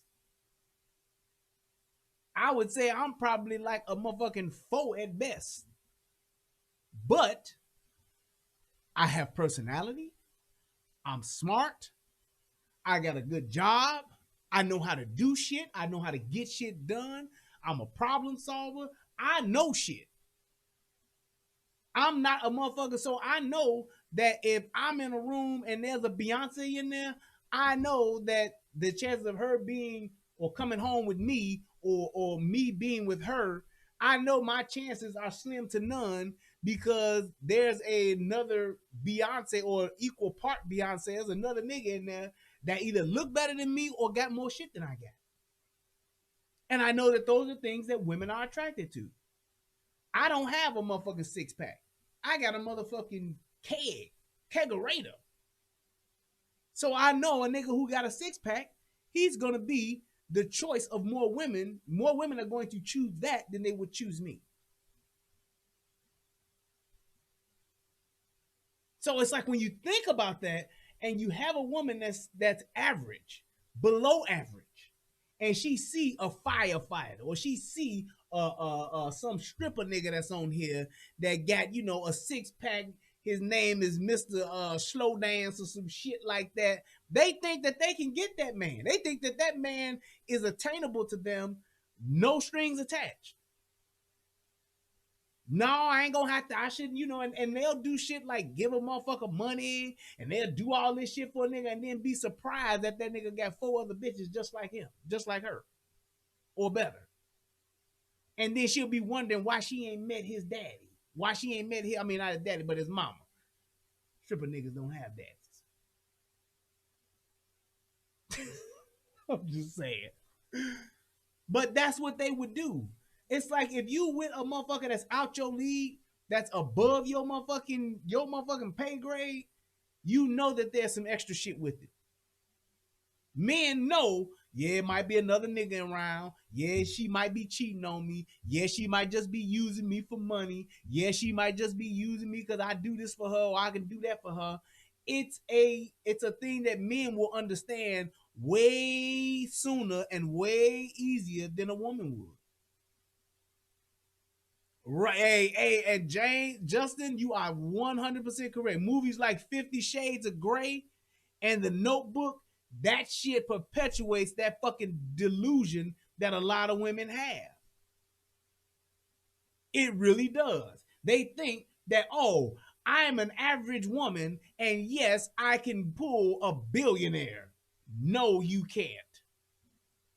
Cinderella is a fucking fairy tale. It is not a reality. And a woman that gets in that situation or gets with, usually when a woman dates somebody that's out her league or out of her weight class, whatever you want to call it, that woman is usually rudely awakened at some point. Whether they acknowledge it and tell people, that's yet to be seen.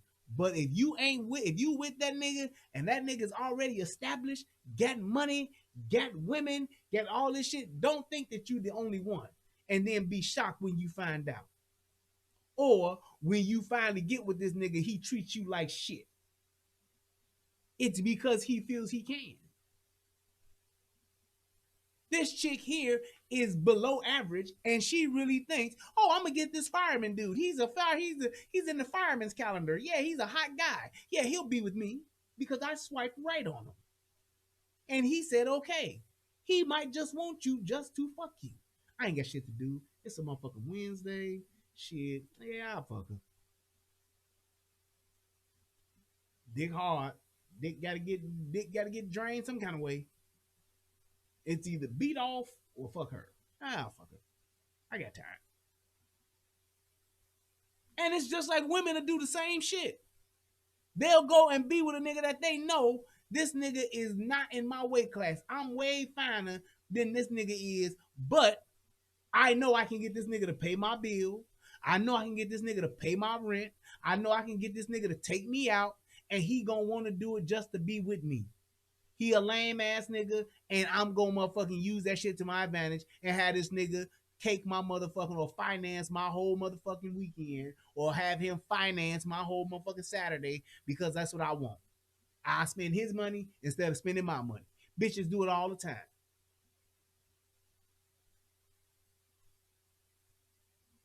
And I'm telling you, David, you right. Dudes is thinking, yeah, she do. I fuck her. Do I want to spend the rest of my life with her? Do I want her to meet my friends and my mama and hang out with her? Do I want to take her out on social media? And I mean, I want to put her on my social media, put her on my motherfucking Facebook. And hell no.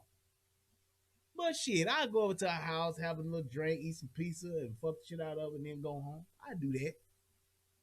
Men will make that decision just like that.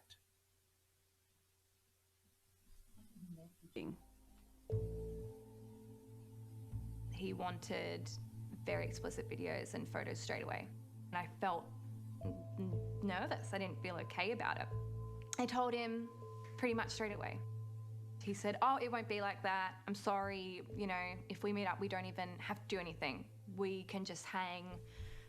Doesn't matter. It'll be okay, it'll be fine. When a man or anybody, when a person shows you who they are, believe them. I know people have heard that shit time and time again. Ladies, hear that. When a motherfucker, men, hear that. A bitch show you who she is, believe her. Don't be thinking, oh, well, she ain't going. Oh, she would, I'm telling you, believe a motherfucker. When you sitting here and you got a motherfucker, a dude that you just met online, he already like send me a naked video of you. I want to see your pussy. Show me your titties. I want to see your ass. Spread your ass open and send me a photo or a video of you masturbating. Obviously, that nigga wants to fuck. He not just saying that. Then when you get offended, why would you ask that? Why would you say that? Why would you ask me that? I'm not just on here to hook up. Bitch, obviously that's what he is on here for. So don't think when he say, oh, no, it ain't like that. Matter of fact, when we first meet, we ain't got it. He's lying. If he's asking you for videos and pictures and shit like that, he's trying to fuck. Ain't no man gonna just meet you on a website, in a grocery store, at a bowling alley, in a parking lot, at a church, anywhere, and not want to have sex with you. Expect it. That's a given. Ain't no nigga gonna ever, no man ever on the face of this earth gonna want to just meet you to get to know you, and that's it.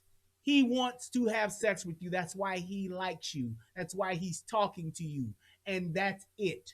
He wants to get it the fuck inside of you. And he's supposed to want that. He's supposed to want to do that. Just like how you see a nigga that tickles your fancy and gets your pussy wet and you get moist and you think about that nigga fucking you, it's the same exact thing. It's the other way around. Women do that shit all the time. Women will motherfuckers see a nigga on TV or see a nigga at the grocery store or see a nigga at the tire shop and be wanting that nigga to fuck the shit out of her because she done thought about it already and she ready to get it in, and that's just it. Same exact way. She may be a little more selective, but nevertheless, she's still lusting after that motherfucking dude. She don't know shit about him. And in some instances, those women could be looking at their friends' niggas like that. Yeah, I know he fresh up off out of her pussy, but I like for him to get right into mine. Yeah, I know that nigga done fucked 3 of my girls before, and they said it was great. I think I want to try it too. Yeah, I know he done got her pregnant, but shit, the dick must be good, so I'm gonna try it as well.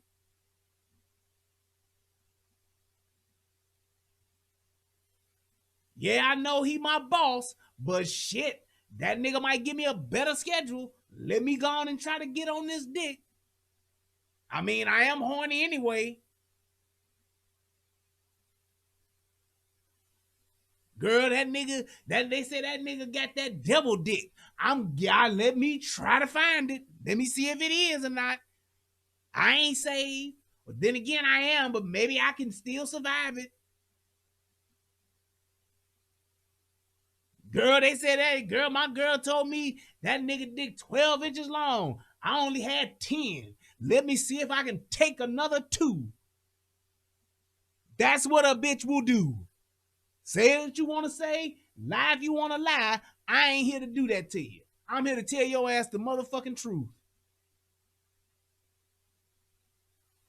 That's exactly what they will do. The same shit that they try to say how men are shallow and men are dogs and are sleep with anything, a woman would do that and worse.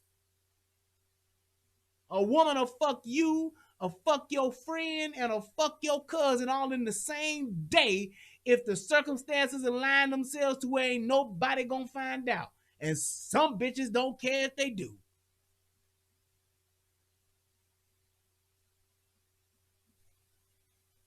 I'm telling you what it is. A motherfucking woman that want to fuck a nigga will find a way. Like in Jurassic Park, when motherfucking, what's the dude name in Jurassic Park where he said nature will find a way? So will a bitch who got a wet pussy. She will find, I'm sorry, not a wet pussy, but just a pussy. She will find a way.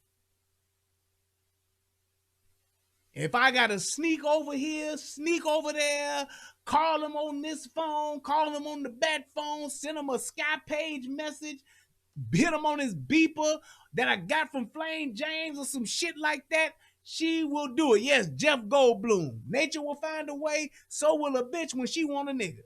And she don't give a fuck whose nigga it is. It can be her friends, her sisters, it could be her stepdaddy, it could be her cousin's friend, her cousin's nigga, it could be the nigga down the street, the nigga up the street, around the corner, it could be the preacher, it could be the deacon, it could be the first lady. She can find a way. She will.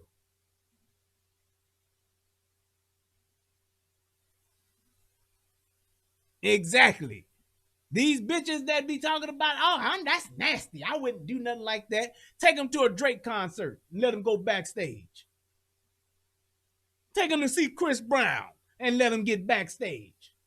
Let them go see Trey Songz backstage. Let them go see Tank backstage. Now, Tank may have an extra dick involved because he like men too, but either way, let them go backstage. R. Kelly, let him go backstage. I don't care what nobody say. Tank is a switch hitter. Fuck what you talking about. I'll tell you right now, that nigga's a switch hitter. I'm just saying. Too much evidence. But you let these women find themselves in that situation, they will do that shit. Just like a man would.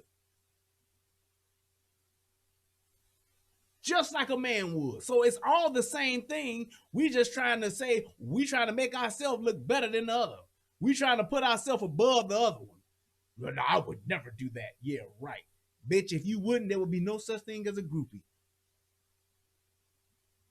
There would be no such thing as a groupie if you didn't. Bitch, if you didn't, the word slut would be a word that no one knows. The word hoe would be the word no one knows. The word whore would not be a word you even speak about if you didn't. Backstage, good AA. And if they get backstage, they will let a nigga hit it backstage. In the backstage. He says there ain't no innuendo for your ass right there. Hot for your ass.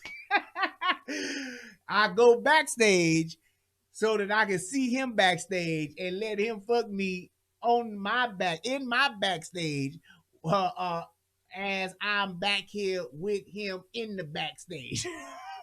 Whatever. That's the truth, though. Until you see you in a situation, oh, I didn't think he would do that. I just don't want to be fucked on the first time because he's gonna probably leave. It's gonna be a one night stand. Now, I don't want to do it now. Too late now, bitch. You by yourself, and I got these motherfucking guns at the gun show for your ass to tell you I gonna motherfucking let me hit it.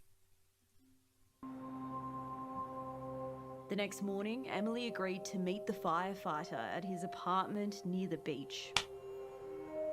There it is.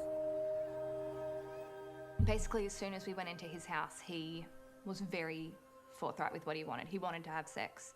He wanted to take my clothes off. He wanted to do the things to me that I said that I didn't feel comfortable with. The very thing that he instantly started off text messaging her about on Tinder is the very thing that he wanted to do when he first saw her. No shit. And then he just began to have sex with me. She went to go see. Now imagine what she's thinking. I'm going to go see this hot firefighter dude who's on this calendar, who got his stomach out or some shit like that, got this six pack. He's a sexy fireman. I'm going to go see him at his beach house. This bitch is trying to lock the fuck in with this nigga because you see how she looks. She realizes I'm talking to a motherfucker that's out of my motherfucking weight class. This motherfucker is out of my, I'm not even supposed to be with this nigga. And the fact that this nigga wants to see me, the fact that this nigga wants to spend time with me and invite me to his house, she gonna motherfucking go there because she's trying to actually build a relationship with this motherfucker because I want to be his girlfriend.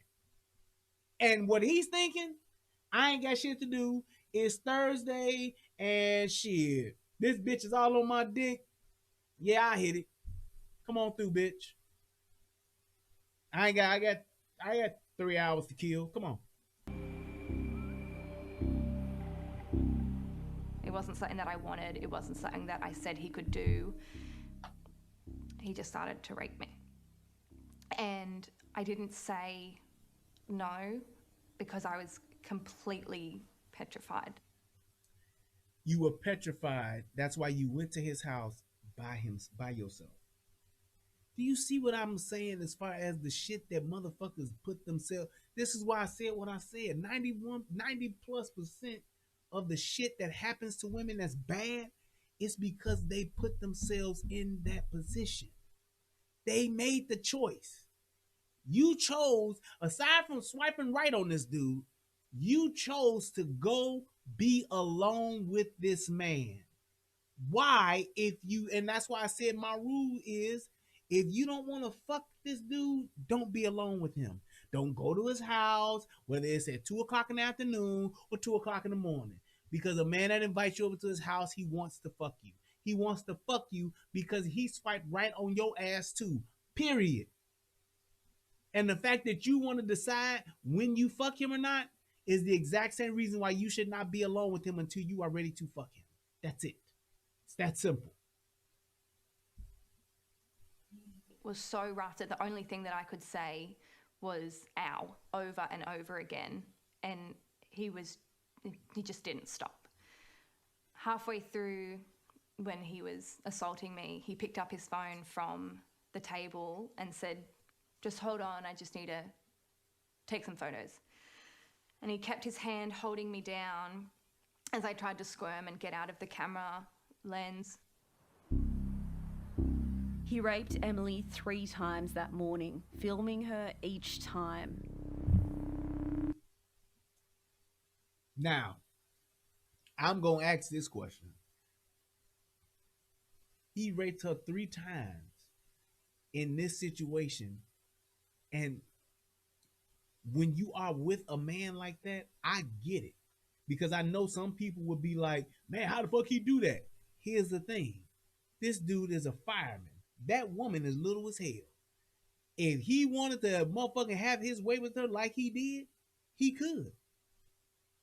He could. Physically. I'm just saying physically. I don't know what took place, how it happened, what happened after the first time he busted a nut. Did he go to the bathroom? Did he go shower? Did he make omelets? I don't know any of that. I don't know what happened. I'm telling you this.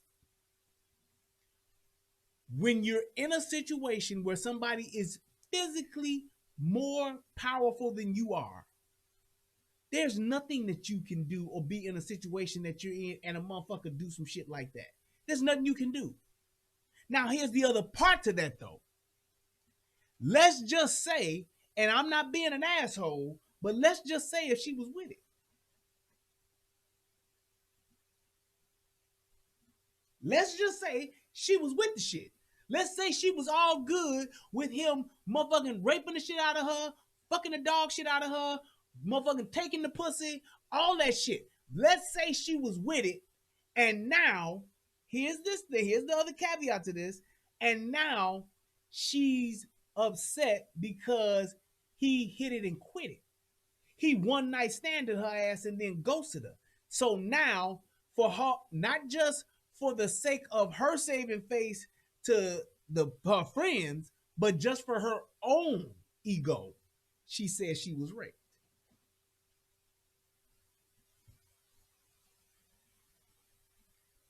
Just think about that for a second. Like I said, I'm not trying to plead a case here. I'm not trying to be these dudes' lawyers, and I'm not trying to be these women's lawyers or they advocates. All I'm saying is you now have 2 sides to this that could potentially be the other way. You could find this motherfucker, put this motherfucker on the witness stand, and his thing could be, she was fine. We was good. She loved it. She came twice. She told me how much she loved it. She told me that she wanted me, and she loved my cock. She loved everything about it. And the only reason why she got mad was when I stopped calling her. I didn't like her like that. I just wanted to fuck her. That's it. One time on Tinder, that's it. It was consensual. Yeah, Tommy would have been all over that shit. Tommy would have definitely put that in there. But that's what would have happened. That could have happened. And now it's we don't know. That's why I take you back to my rule. Don't be alone with a man that you don't want to sleep with. You don't want this nigga to fuck the shit out of you. You don't want to fuck the shit out of him just yet. Don't be alone with him. Don't go to his beach house. Don't go to his outhouse. Don't go to his dog house. Don't go to his boat house. Don't go to his pool house. Don't go to his house. I don't care if he tell you he got some friends coming over. I don't care if he tell you he got people at a house, he having a party. Don't go. If he having a party, take your friends with you. And don't go off and be nowhere with them. By yourself. And I'm just saying that because that could have very well happened.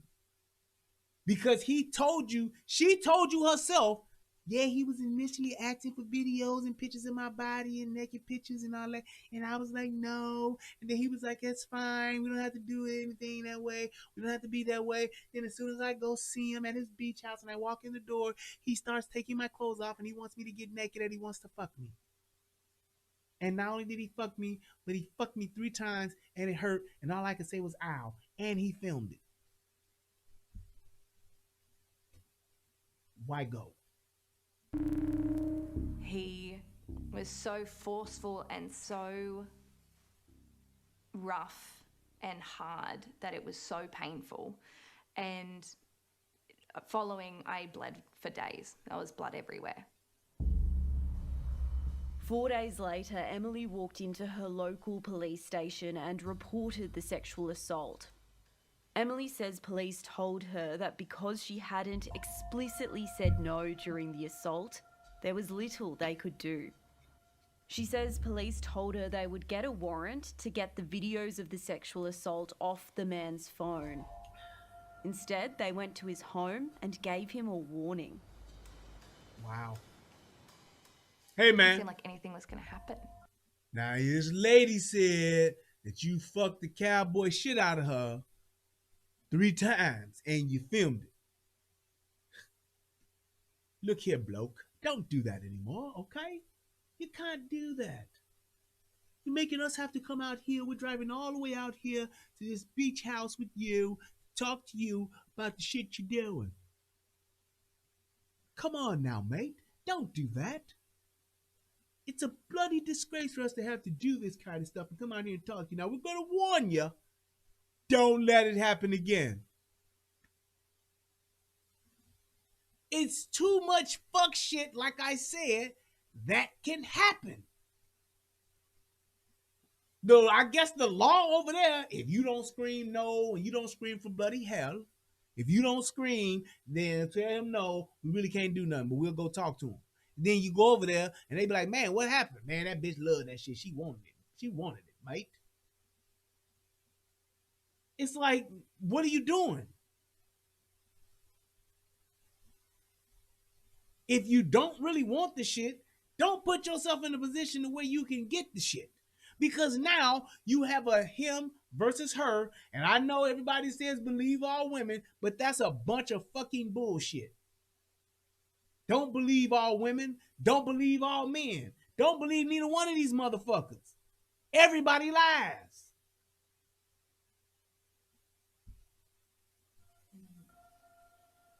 Do their jobs to check that this man wasn't going to hurt anyone else. If they had gotten his phone, they might have seen that he might have kept those videos. I have no idea if he still has those videos, what he does with those videos. Emily was told by... And now it's like, is she more worried about being exposed? Her videos winding up on the internet? Or is she more just concerned about being raped and wanting this dude brought to justice? It's too much fucking bullshit in between. You can call that shit either way. You can call it either way. Lewis said, years ago, I had a close friend call me and tell me she was raped. She eventually admitted she was already having sex with him, but changed her mind in the middle of it, but never said anything. That's exactly what I'm saying. It's too much bullshit that can happen. I know a woman who said she was raped her first 3 times having sex but she lied and consented. New York women get away with lies like that. See what I mean? What kind of fuck shit is that, man? That officers had gone to this alleged perpetrator's house and told him he needed to delete this video. Was that the case? Look, I can't go into the specific case, but I will certainly follow that matter up. I understand that was interaction with the offender or the alleged offender in this case. I just can't comment further at this time. Our understanding is there was no warrant to search this man's phone to get the video as part of the investigation. Why would that be? Look, again, we're talking about specifics of a case, you know, in terms of it, and specifically we're talking about a dating app, you know, offending that may have involved the filming, you know, privately of another individual, which is a different offence than sexual assault. Yeah. So look, all I can say is I'm happy to take this case to have a look at it and come back to you. Wow. Emily says she later reported the man to Tinder. It took me a long time to even try and find how to report someone. I had to scroll through and the website wasn't clear, and eventually I just had to Google report Tinder and find it. I wrote down his name, I wrote down his age, I wrote down where he lived, I wrote down his occupation, everything, and said this man is dangerous. This man is a threat and will hurt people if given the chance. And I just got an automated response, just a refresh of the page saying thanks for submitting, and I never heard anything else. How did you feel just getting like just a random automatic response like that? It felt like a waste of time. It just felt like, yes, why bother? Why did I bother? Like, nothing is going to happen from this if it's just an automated response. And here's the thing. That's just like if I go to Walmart. I meet a woman at Walmart. We talk, we exchange numbers, and we have, you know, escapade or two, and turns out that this woman drugs me and then steals my money. And I go and report her to Walmart. Well, I met her at your store. It's like, I understand that the fact that these terrible things may happen to people. I understand the fact that, you know, bad shit happens. But my thing would be this. Bad shit happens, but you should avoid bad shit whenever possible on your own. You should have enough, you should be responsible enough as an adult to avoid that shit. Children, something totally different. But as an adult, you should be able to have some common sense ground rules, some common sense basic motherfucking rules that you don't break, that should keep you from being in this type of situation. This shit should not be happening. After Emily discovered he'd been sending abusive messages to other women he met on Tinder, she reported him again. This time she did get a response from Tinder, telling her the man's account had been removed from the app. It shouldn't take more than one woman to take someone off a dating app if he has assaulted someone. Why is it so hard? Why did nothing happen the last time? It makes me mad that this platform is making money off of people that are being hurt, and then they can't even respond properly when people are hurt. What are you doing with your money? In response to our public call out, 48 people told us that, like Emily, they also reported a sexual offence to Tinder. Of those, only 11 said they received a response. I contacted Tinder after blocking this guy and received a generic, stock standard bullshit response. I contacted them again, wanting to know what the follow-up was or would be, and received no response. This was distressing. I got a generic response that they were looking into it, but that I would not be informed of the outcome. My back teeth was floating. No response. Thanks. We can't tell you what happens from here, but we take this seriously. Let me just say this, because I can still hear. Let me just say this. And just in defense of Tinder, Match.com, and whatever fucking other social media or any type of dating websites that may be out there, and social media for that matter. In all fairness, it should not be the responsibility of these entities, of these companies, to actually provide some type of safety measures for you, for people that you choose to meet in person. It is too easy for you as an individual, as an adult, to have access to information and to find out and to at least vet someone to the point to where if they are even close to if they are even close to possibly being a danger to you, you can actually catch that person, you can actually check that person, and you can actually, my wife just sent me what is, all right, baby. But you can actually, where you can actually find out or vet this person at least to the point to where you can actually criminally find this person or get this person charged. Now, I don't know what the rules are over in England, but I'm saying here in the US, you should be able to say or have enough information on anybody that you go physically meet in person and physically go be with, to where if they hit you upside the head, they choke you out, they punch you in the mouth, they rape you, they rob you, they beat you, they choke you, where you should be able to go get a rape kit done and have enough information to where the police can find this person and lock this person up. Australia, okay. I don't know why I kept saying England, but whatever. But you should be able to do that. So, and even in the other aspect of that, with me saying that you should be running these people to see if they have criminal records. See if a person has been charged with rape before. See if a person is a registered sex offender. See if the person has been convicted of domestic violence. That's some good shit to know before you decide to go out and hang out with somebody for tea and crumpets or whatever the fuck you do. You going over to somebody's house to put another shrimp on the Barbie. You should know if that person's been in jail or not by running their information. Hey, look, man. Hey, look, ma'am. Just saying. Google a motherfucker so that you can actually see what has happened. See if they have done something. Then if you do, oh no, see what happened was that girl that I was with, she said, she was with it. Then after I fucked her, and then she called the police and said I raped her. Well, I would probably at that point in time say, that's probably somebody you don't want to go date. Not to say that they did it, not to say that they didn't, but do you want to find out if they're really that motherfucker or not? I would think not.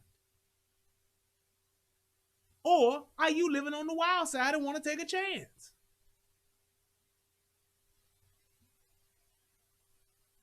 And yes, you're right, Justin. If a guy looks good enough, they'll ignore it or believe any BS that he or she tells them, And that's the same thing with a woman, dude.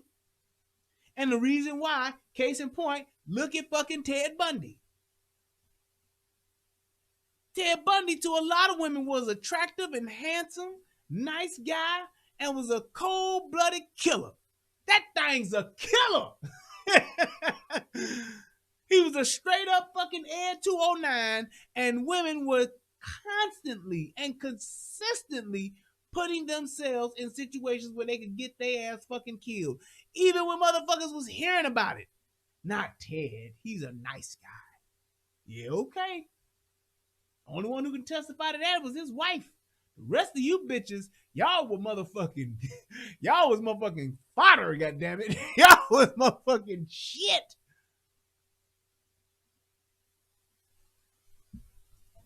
And described receiving this message, but they didn't actually receive anything to follow up from that.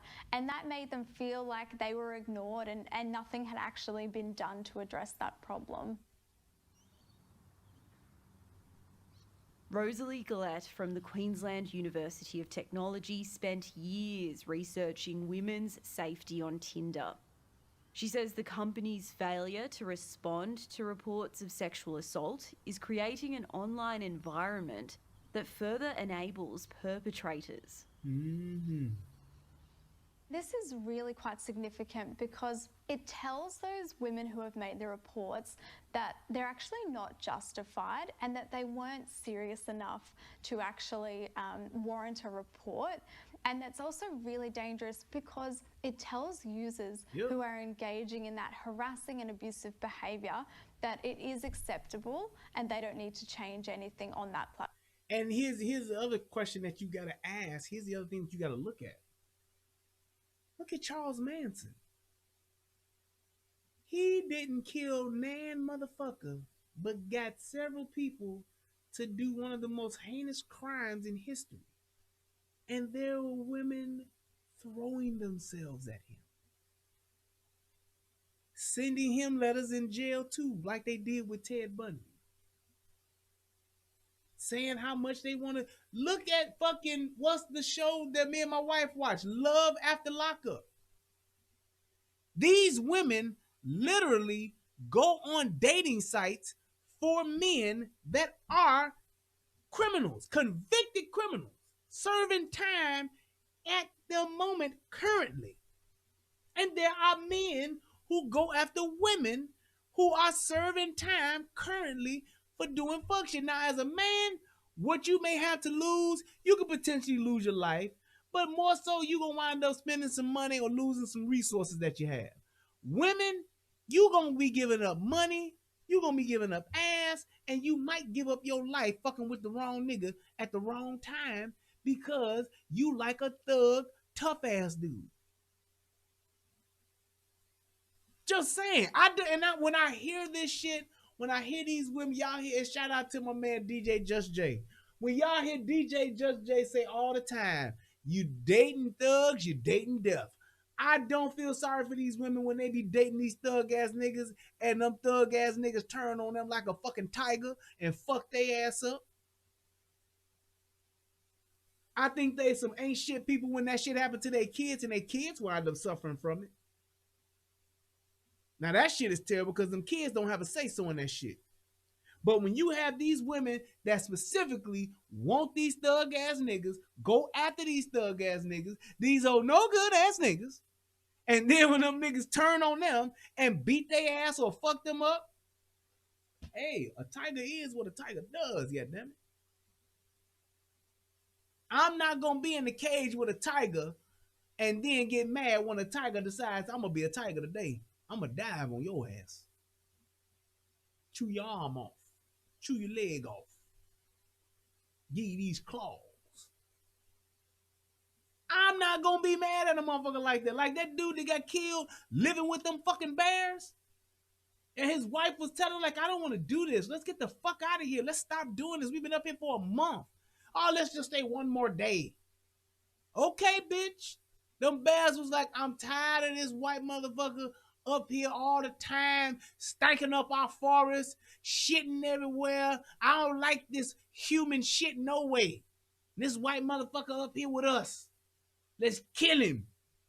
And them motherfucking other bears and shit, they was like, you really want to kill him? Yes, I don't like this motherfucker. He always up here. He think he one of us. Who the fuck think he is? And them other bears was like, this nigga Marine, look here, 4th Sergeant, Marine, Bull Fisheries Raiders, USMC, you goddamn jarhead. You didn't have to bring up that Aaron Rodgers shit. And I saw that pussy ass shit you put up in here earlier today about them fucking Packers.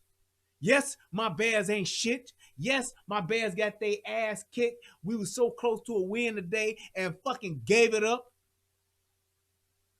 Like these bitches on here that's going to these fucking firemen's houses thinking that everything's going to work out all right and lose big time. But you didn't have to do that, sir. Why don't you have some fucking couth and be a little more honorable and just leave the pack shit alone? I'm a goddamn Bears fan. Nobody want to hear about fucking Aaron Rodgers. Son of a bitch. Thank you for your service, motherfucker.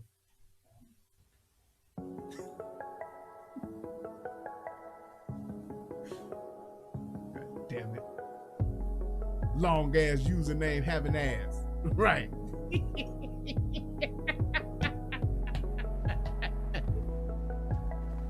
He said, I do apologize, sir. You ain't sorry. I essentially started using You it did that shit on purpose. meet people for casual sex because it was private and it was to myself, and I could choose who I Right, liked the look Jennifer. of or Man liked the down, sound of. goddammit. Initially, it was very much just the ego boost, you know, just like seeing who would match with you and who found you maybe attractive, or I was quite funny in my profile. I tried to be funny. Swiping through people on Tinder almost feels like a game. See? No. Very picky. Oh God. Oh God. Do you see this shit? It's like she just said it. They think this shit is sweet. They think it's a fucking game till them things come out. They bang out till your brains hang out. Ooh, ooh, ooh. Cause you're fucking with a raping nigga. Think it's a game till that dick come out. Think it's a game. They fuck out till your pussy hang out. Ooh, ooh. Cause you're fucking with a raping nigga. That's what these niggas is on. And you think it's a fucking game. It's like a game, just swiping and seeing who likes you and who doesn't. Seeing who's interested and who's not. Seeing who wants to fuck and who doesn't. Seeing the compliments and all of the really wonderful things that they do. Seeing the thumbs up and the likes and the hearts and the emojis. It's all a wonderful game. Until that hard dick come out saying, how this feel? Give you that motherfucking Ike Turner. That shit is stupid to think that shit is that motherfucking easy and it's that fun and exciting when your motherfucking life is on the line. Thanks for the super I saw chat. this guy on Tinder, Vinny. and I thought he was reasonably attractive, not outstandingly in my opinion, but he had a few nice photos, one with assumably like a nephew or something like that, and you know, I loved that. I thought that was really cute, and we matched and instantly started chatting. I think maybe after a month or so of just being very casual, like, hey, how are you, that type of thing, it got a bit more. Hey, thank you, Rulia. Thank you. That girl is a -2. She just liked the attention. And I'm not even mad at her for being, I ain't gonna say a negative. I ain't gonna take it to the negative. I'm at least, I have some decency. But she is not an attractive woman. She's just not.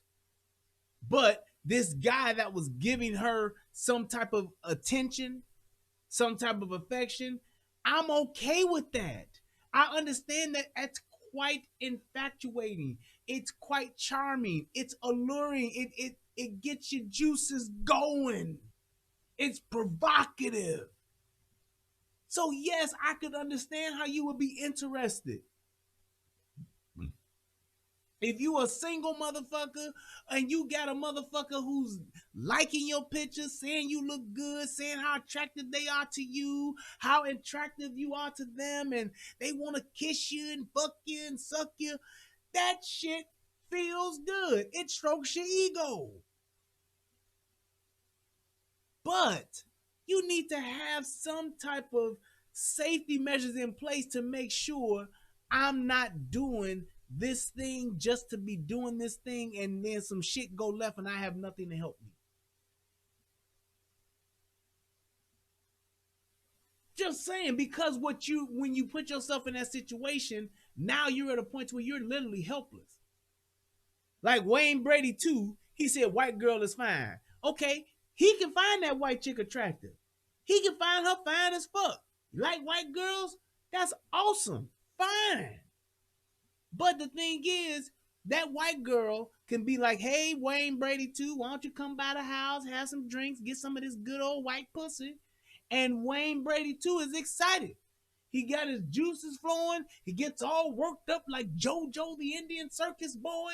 He goes over there, has a drink, passes the fuck out. He wakes up, his pockets are empty, his wallet is gone, and his ass is hurting.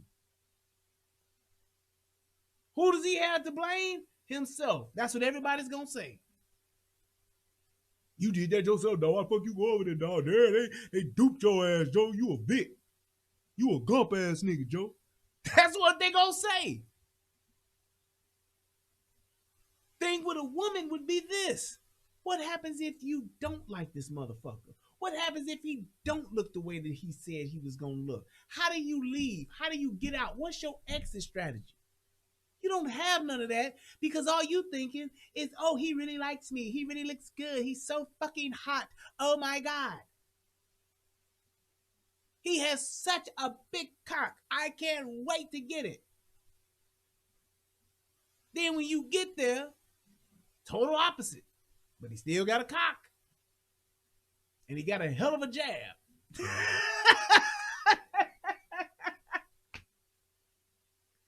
He don't have a big dick, but he sure got a big ass right cross, goddammit.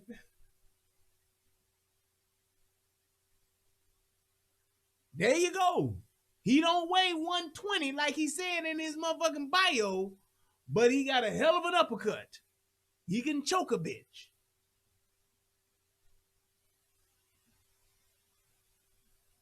There it is. I'm just saying, that's when you look and you're like, oh, now what? What the fuck?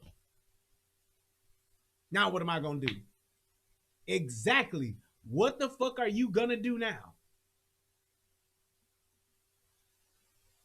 What happens now? You're in a situation to where you wanted to be with this guy, have a good time with this guy and all this wonderful shit, but now you can't leave because this dude is physically stronger than your ass.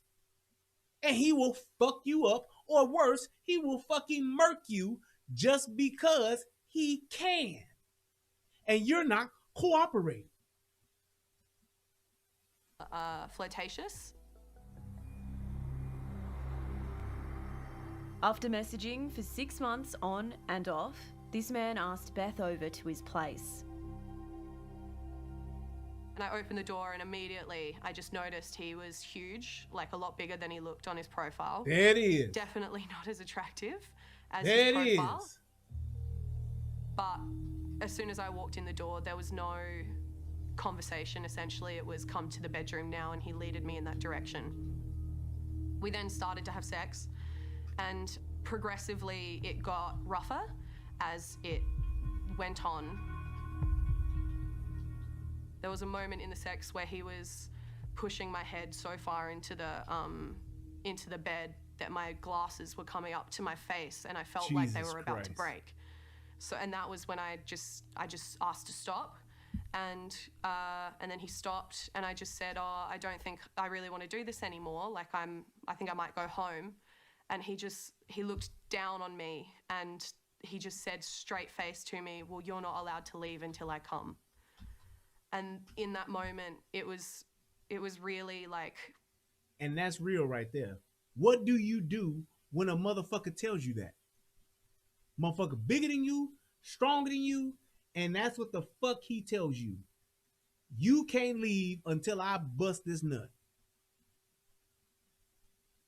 Listen to how quick that shit went left. This motherfucker, she been texting for 6 months and never once thought, let me run this motherfucker's information.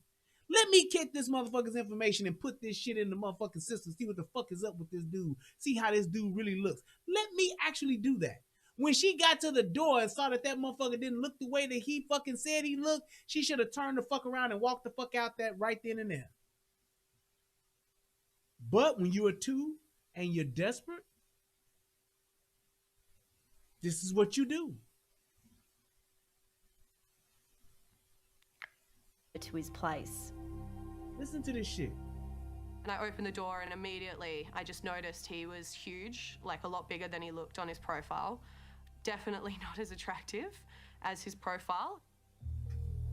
But as soon as I walked in the door, there was no conversation, essentially. It was come to the bedroom now, and he leaded me in that direction. We then started to have sex, And progressively it got rougher as it went on.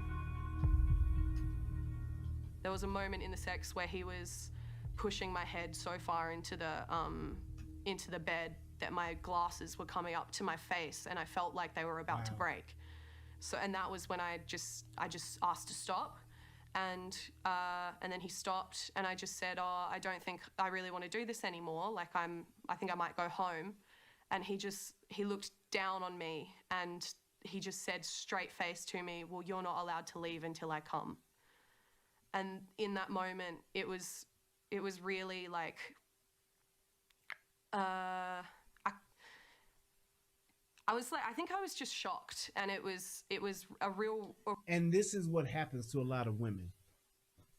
When you get in situations and you don't have a plan, and let me tell you something, I learned this just from law enforcement and just shit I've learned from my father as far as situational awareness and knowing what to do in situations where your life is in danger and shit like that.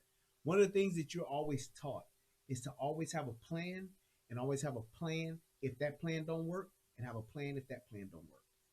The reason why we're taught that is because when something happens to you that is out of the ordinary, or something happens to you that shocks you, or that puts you in a state of just instant shock, like, holy shit. If you don't have a plan, usually you'll do that, you'll get that deer in the headlights look, and you'll be in a fight or flight situation, and you'll freeze up. Because you haven't thought about what you're going to do, because you haven't decided what you were going to do, you will be in that situation. Whoa, why did we block this dude? What the fuck did he say? Let me see that shit. Because you get in that situation to where that shit happens and you won't know what to do, you will be in a situation, you'll be like, damn, what the fuck happened? What the fuck did I do? What should I have done? You won't know. Oh, he was being a dickhead. Yeah. Yep. Take it easy off that one, Wayne Brady too. I wonder if he was beating off under his desk. Fucking pervert. That's the dude. That is the guy that they're meeting right now. That's exactly what that is.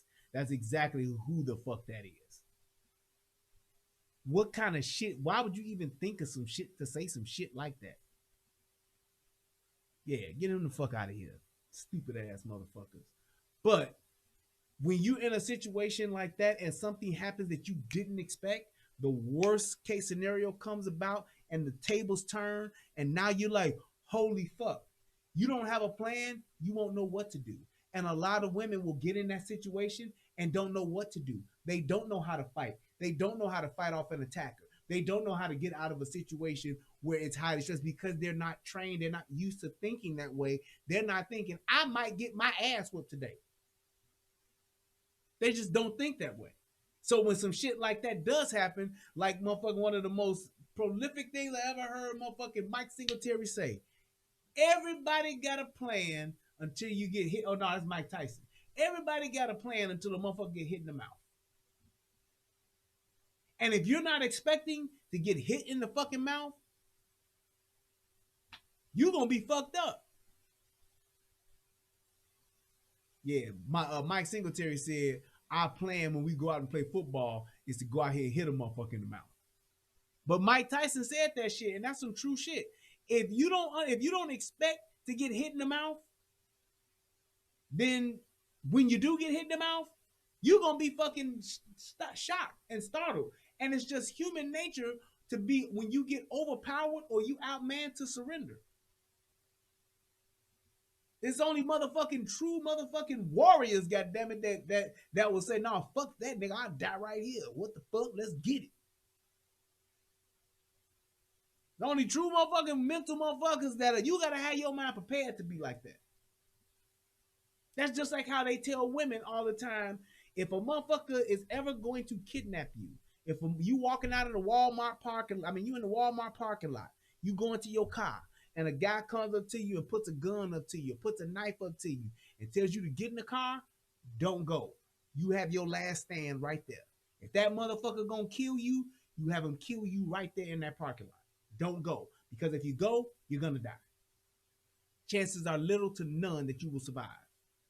If he's trying to take you off somewhere, he's going to take your ass off to the point to where he's trying to get you secluded enough to where nobody can hear you scream, to where nobody can hear you cry, nobody can hear you yell, nobody can hear your call for help. You do that shit right then and there. Don't ever go with a motherfucker, because if you do, you will die. Always remember that shit. Motherfucker come up to you with a pistol, come up to you with a knife, come up to you with their hand in their coat pocket. Shoot me right here, motherfucker. Help, fire, help me, please. Please, Lord Jesus. Help me, Father God. Help me, somebody. Come on, help me. Call the police. You do all that shit right there. If you gonna fight, fight to the death right there. You make that motherfucker put you down right there in that parking lot. That's what you do. Because if you don't, you ain't gonna make it. And that's why when that dude had got her ass and he was fucking her and she just like, yeah, I want to leave, I want to go. She was just trying to get out of there. That's why that motherfucker was able to tell her, you ain't going nowhere till I bust a nut. A real moment where I felt like I didn't have any options. So the sex continued, and when it finished, I immediately got up and got changed, and I asked for a glass of water just so I could get him away from me. I sort of noticed on the kitchen table, just sort of in between me and him, was a really large knife, and he sort of moved the knife close to my neck and then just started laughing. I felt shit don't seem funny to me. But maybe to a crazy, rapey motherfucker, might be a good joke. Oh, I was gonna kill you, bitch, if I didn't get to bust my nut, but now that I did, it's all good. We're cool. I've just released, so I think I'll release you. I felt like I was in some real serious trouble, and I was really helpless in that situation because he was so much bigger than me. Beth got out of his house and ran to her car.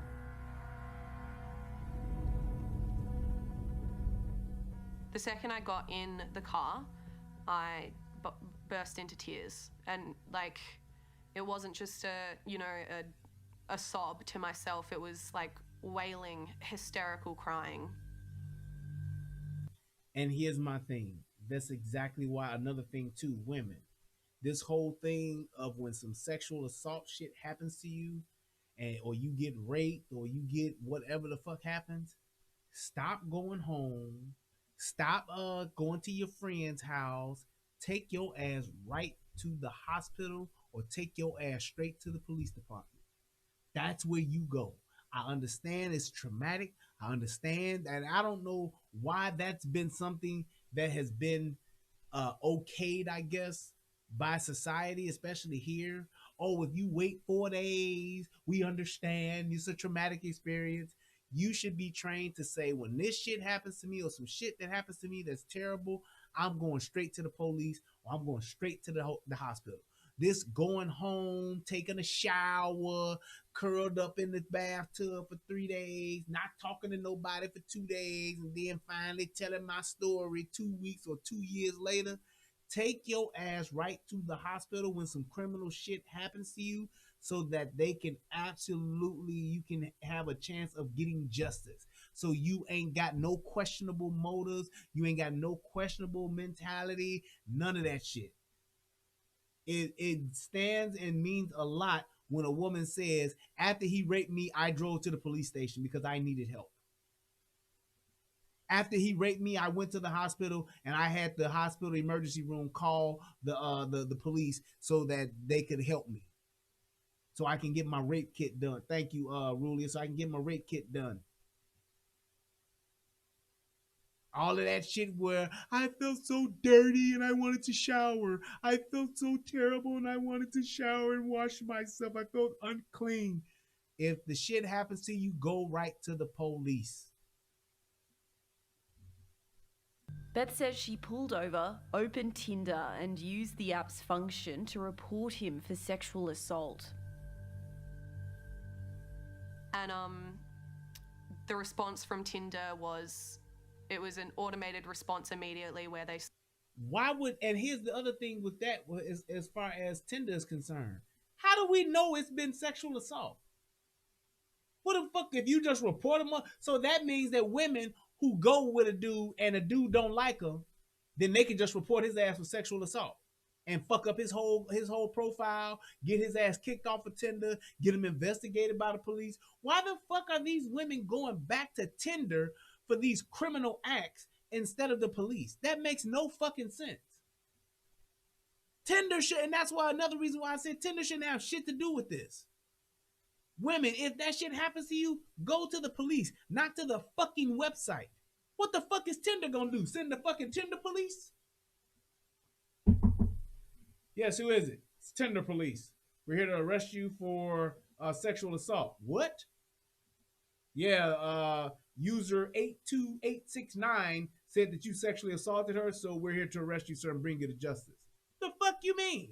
Who the fuck is the Tinder police?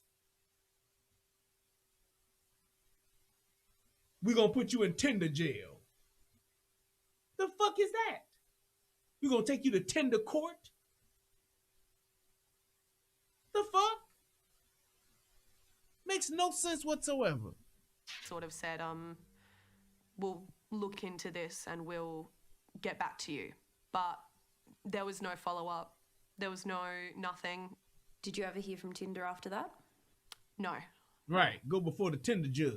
One of the Tinder women jury. who participated in my research, A bunch of motherfuckers that a Tinder lawyer. Yeah, I'm a lawyer for Tinder. Who had engaged in really problem harassing and somehow, come abusive represent behavior you. towards her. She reported him to the platform.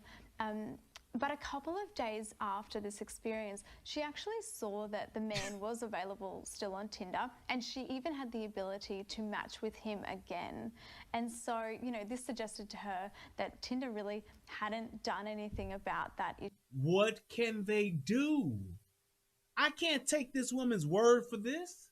Women lie all the fucking time. How can I take my word for this person and bar off another person off of my website? He or she got just as much right to my website as they do. Just because you say this shit happens, that don't mean a goddamn thing to me.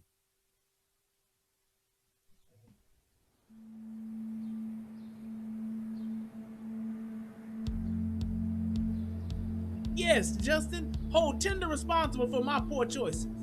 Make Tinder responsible for the nigga I went to go be with. In 2020, went over to his house, the loneliness and went to isolation of fuck until I didn't COVID-19 want to. lockdowns have meant more people are desperate for company. Paid that Tinder shit. subscriptions increased almost 20% in the year to June. The company says Tinder is the highest grossing non-gaming app in the world. So it's like if you on Tinder or if you on Grindr, whatever the case may be, it's like, what the fuck? God damn it, I did not try to do that.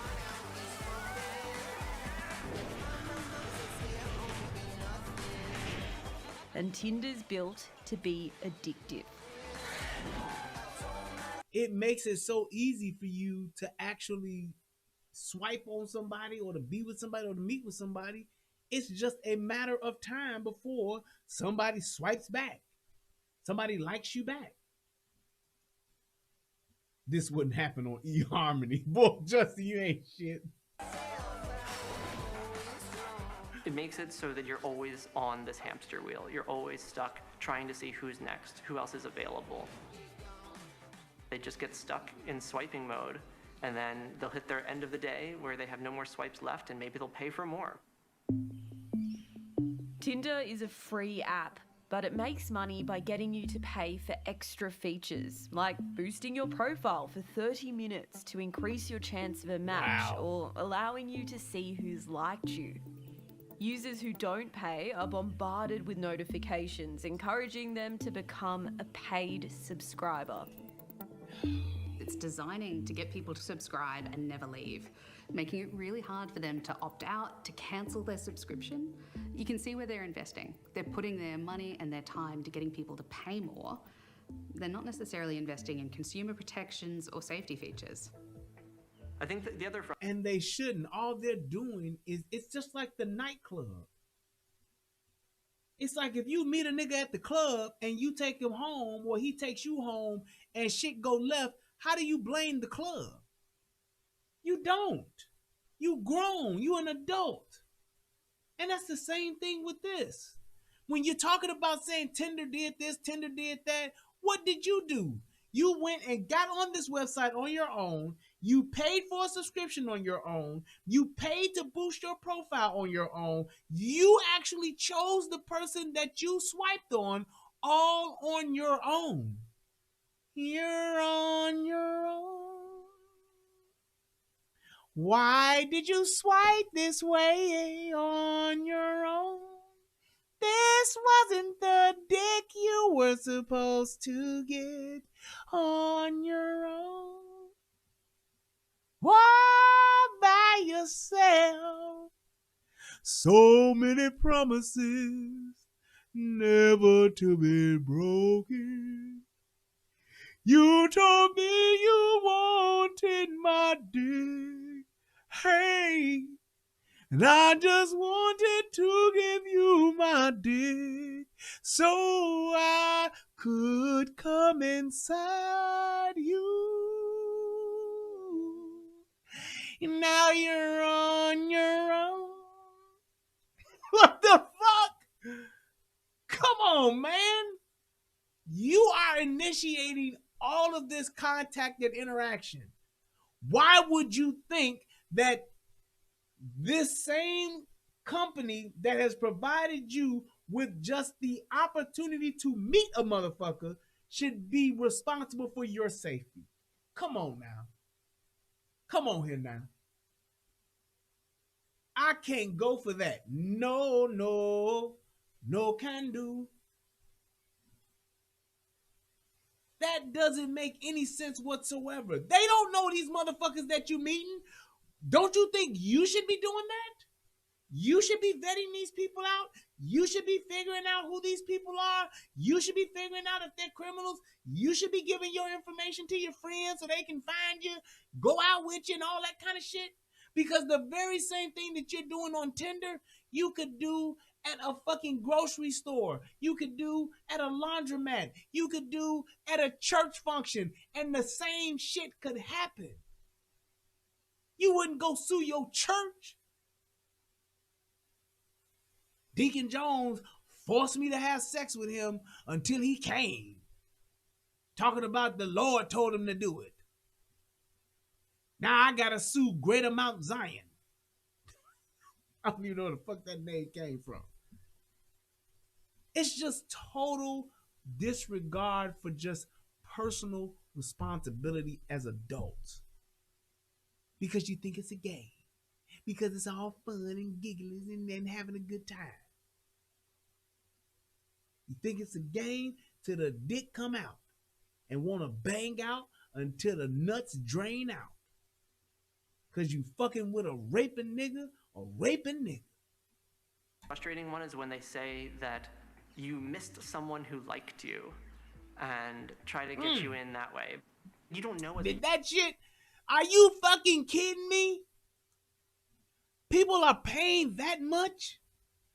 That shit says 1 month for $43.99, 6 months for $164.99, and 12 months for $219.99. God damn. Seriously. Man, man, please. That's out off the fucking chain. Tommy OnlyFans is cheaper than that. Shout out to my boy. Hey, that's more economical shit. You can go to that nigga OnlyFans. It's safer.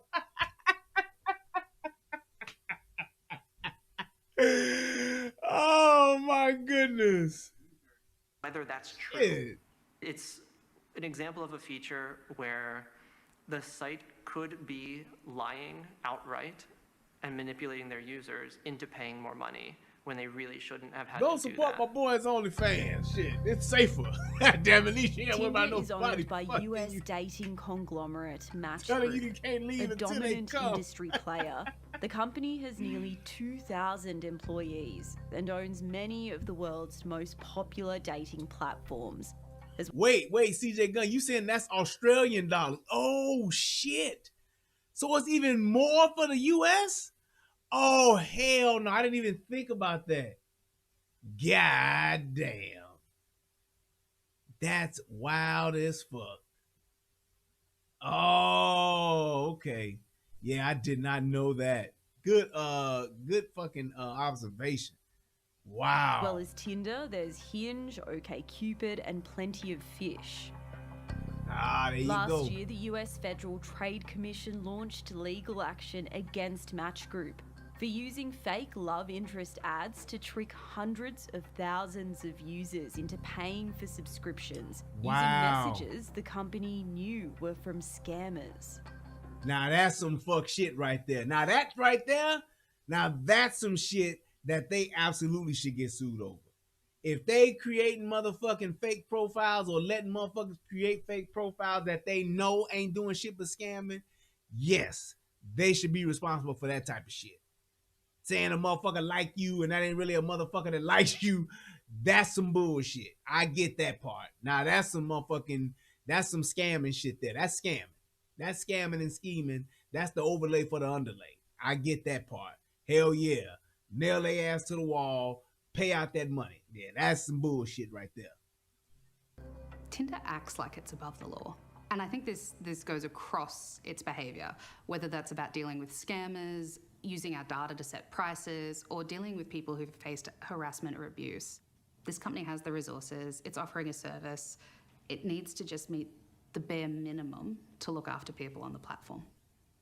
Unfortunately, we really don't know much about the way that Tinder addresses complaints. And that's because it makes all its decisions in an opaque black box. So that means the public really doesn't know how many reports are made, what these reports are about, what the platform's actually doing to address the problem. Match Group declined our requests for an interview, but provided a statement saying, "We're outraged that singles anywhere may experience fear, discomfort, or worse when looking to meet someone special. And we will always work to improve our systems to make sure everyone on our apps feels respected and safe." Wow.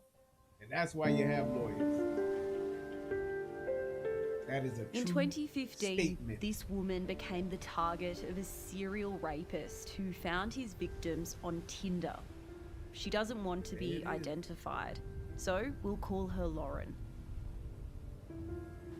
Initially, when I saw his profile, he said that he was a lawyer and a journalist and a snowboarder. And I thought, oh, well, that's interesting. He started messaging me. And you already see the frame of this woman. You already see her size. No facial recognition. None of that. You don't see the grill, but you definitely see that body type. Come on, man. That false sense of reality, man. Like, as soon as the match happened. Lauren went on 2 Tinder dates with this man who she knew as Dylan. On the second date, they went to the pub with his friends. I went to the bathroom after I'd said, I'm going to go home, I'm just going to go to the bathroom. And that's when he followed me in. He forced her into a toilet cubicle and tried to have sex with her, but she escaped. I'd left my jacket and my bag at the tables that we were sitting at, and I went back to get it, and Dylan had ripped my underwear off in the bathroom. Wow. And he had them in his hands, and he made this big gesture that, you know, because I was going home, and he stuck my underwear under his friend's nose Wow. And I just gathered my things, got in a cab and went home. Police contacted Lauren after another victim came. I wish my motherfucking friend would put some other bitch's motherfucking underwear under my nose. Nigga, I might just motherfucking not kill you, but I might beat your ass to a bloody fucking pulp. What kind of shit is that? Who the fuck does that type of shit? I'm just saying, am I tripping? Is that some shit that y'all, hey, look here, I need for my white people to step up and let me know if that's a thing that y'all just do, because I ain't never heard of no shit like that. If one of my boys, I'm talking my ace boom coon, nigga, we out at the club, we out at a party, we out kicking it somewhere, and a bitch that you with, you take her panties, whether she gave them to you or you ripped them off of her, and you put that shit on my nose, nigga, I would beat the fuck out of you. What kind of shit is that? Is that an Australian thing or something? Or is that some white shit? Y'all let me know. Right, hey man, smell this. What the fuck? Man, please. That's some fighting shit right there. Nigga, that'll end the friendship. Forward. Let me know if that's the real name was Glenn Hartland.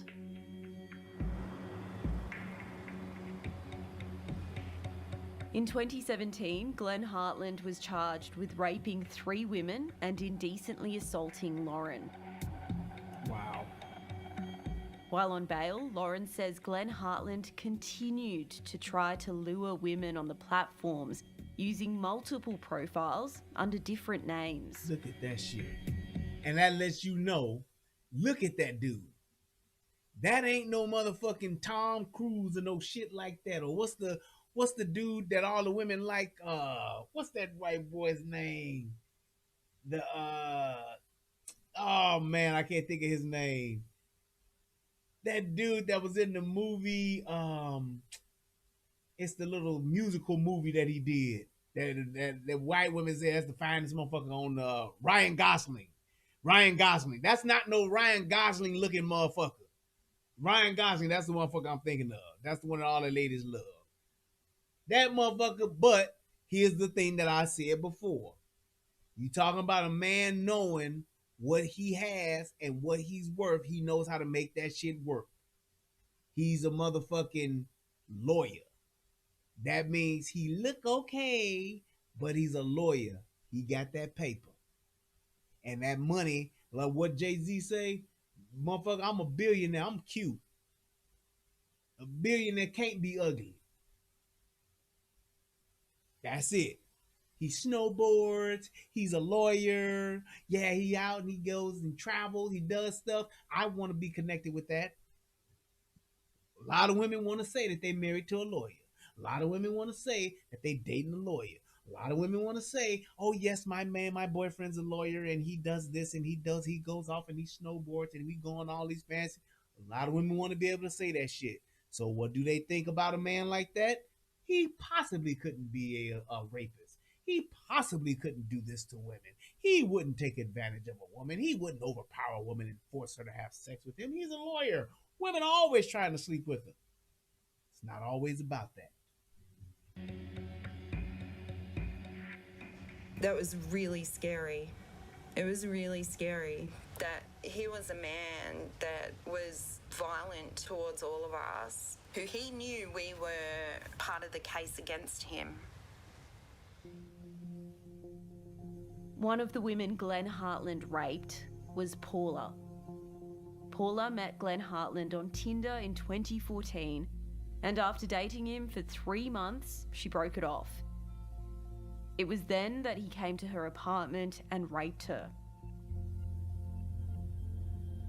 She started to realise through Facebook that he was interacting with other women, and that's... Man, come on now. Am I calling this shit or am I calling this shit? Didn't I say earlier, if a dude like that who got all that shit going for him, he's gonna have some other woman. He's gonna have an extra bitch on the side. Why would he just be with her? I'm telling you right now, that girl is a 4 at best. And I'm being nice. I'm telling y'all. When she felt strongly, then I have to come forward. I have to warn these other women. People can't go through what I've been through. We're all proud of her for doing that. Would have been a hard thing to do. You've got to overcome the embarrassment of it and feeling that maybe you contributed to what happened. And she overcame that, and she was quite strong in her view to pursue it and get a result. And then it was just a long process of gathering. And make sure y'all click that like button. And we almost out of here. It was a 4-year effort with the police doggedly following leads, and that whole time was very frightening for all the girls, because a lot of the time before they could actually charge him, they were frightened, and that takes a toll on them. Hartland's trial was meant to start next week, but in a surprise move, he admitted to the sexual assaults in the county court this morning. Finally, in October 2018, Glenn Hartland was convicted. Paula was shattered by the whole ordeal. And shout out to my man James for hitting your boy with a buck. That's what's up on the Cash App. Shout out to satisfied enough he got a Day, conviction. We just wanted it $10 behind on the us. Cash App. That's what's up. And Illa Dre hit We your don't boy think up she with was $4. ever the same Thank you, after sir. what happened to her. Justin Lofton hit me with a buck. I don't know why I keep She had wanting to call mental you. Well, I health do know why I issues keep trying to that- call you James Lofton, because James Lofton was a wide receiver for the goddamn Green Bay Packers. Even though I hate the Packers, he was one of the greatest receivers of all time. But that's why I keep mixing that up. That Lofton sticks with me. Sorry. That led from that, and we could see the changes. But before the sentencing, Paul... And I'm just saying this girl ain't just like the ugly duckling, but when you comparing how she looks to the type of man she's trying to have, you ain't just gonna get no 8 or no 9 or no rich ass man, period. Because men don't necessarily have to look attractive to have, women that are very attractive. They got the right kind of money, or they got the right type of power. You can have a short, ugly, fat dude that can have a badass bitch, but you know why she with him? Because he got money and power, or he got money, or he has power. Plain and simple. You ain't bringing nothing to this dude, because this dude got the money, he got the women. So what do you have to do to stand out? You got to have something extra than what all these other chicks have, which would be pretty much your looks. And she's an average looking woman. She's not the worst motherfucker in the world, but she's an average looking woman. At best. I'm saying on her best day, she's average. So why wouldn't that dude have other women? Her own life. Wow, that's cool. She didn't get to see the end result. And, your uncle named James too. Yeah, so that was obviously We thought she was sad. through the worst of it, but I mean, our life will never be the same for us. It's a big part of our life is gone, her smiley face, her, my little me too. She was. We'd be doing something and it was always me too.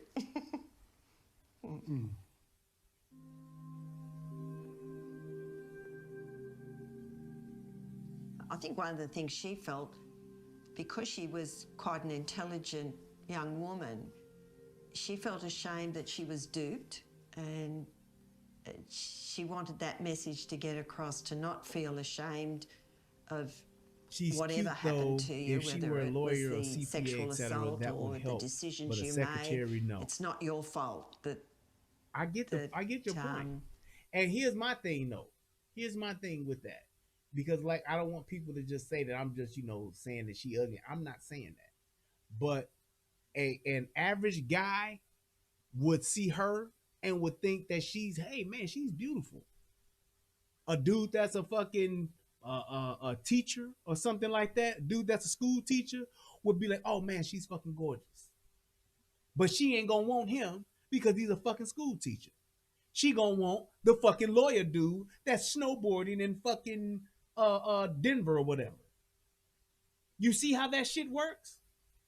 As opposed to her saying, well, I would rather be with this school teacher that fucking loves the shit out of me and thinks I'm the most beautiful motherfucker, because to him, I'm probably one of the most beautiful women he would ever be able to get. Instead of me trying to build something with that motherfucker, no, I'm going to chase this motherfucker that is kind of like out of my league and that is an unattainable man for me, because that's what I think I should be able to do. Because of my false sense of security, not security, but my false sense of identity as far as who I am and how fine I think I am. Yup, Quintina Gannon, just like Shallow Hal. You thinking that this motherfucker that's so fine and so fucking gorgeous, you think you gonna go after this motherfucker because you think that's what you should have because you just look that good. When you really honest and truly don't, because a motherfucker that is out of your league don't think you that fine because he got other motherfuckers that's finer than you that he could have.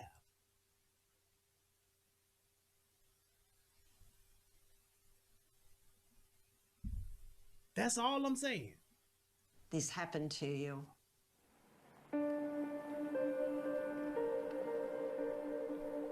Glenn Hartland was sentenced to 14 years and 9 months in jail. The judge's remarks could have been a judgment on Tinder itself. Wow. You met all of your victims through dating apps, where people seek partners either for transactional sexual encounters or for more meaningful relationships. Such an online world provides a fertile landscape in which predators can roam. It's like a minefield, and sites like Tinder, they create these minefields and give you a few safety warnings, but basically you're on your own. It's the perfect platform for predators and scammers. Did he say 14 years or 4 years?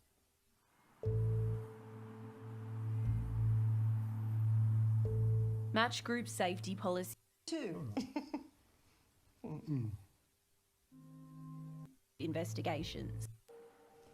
You met all of your victims. Whether it was the sexual assault or the decisions you made, it's whether it was around the act like actions. In terms of the day. Shit, I fucked up. There we go. Match Group safety policy says the company prides itself on its support to and cooperation with law enforcement, and that it stands ready to assist in any active investigations. But New South Wales Police told Four Corners that dating app companies frequently fail to provide information in sexual assault investigations. And that's the thing, you can't have that expectation.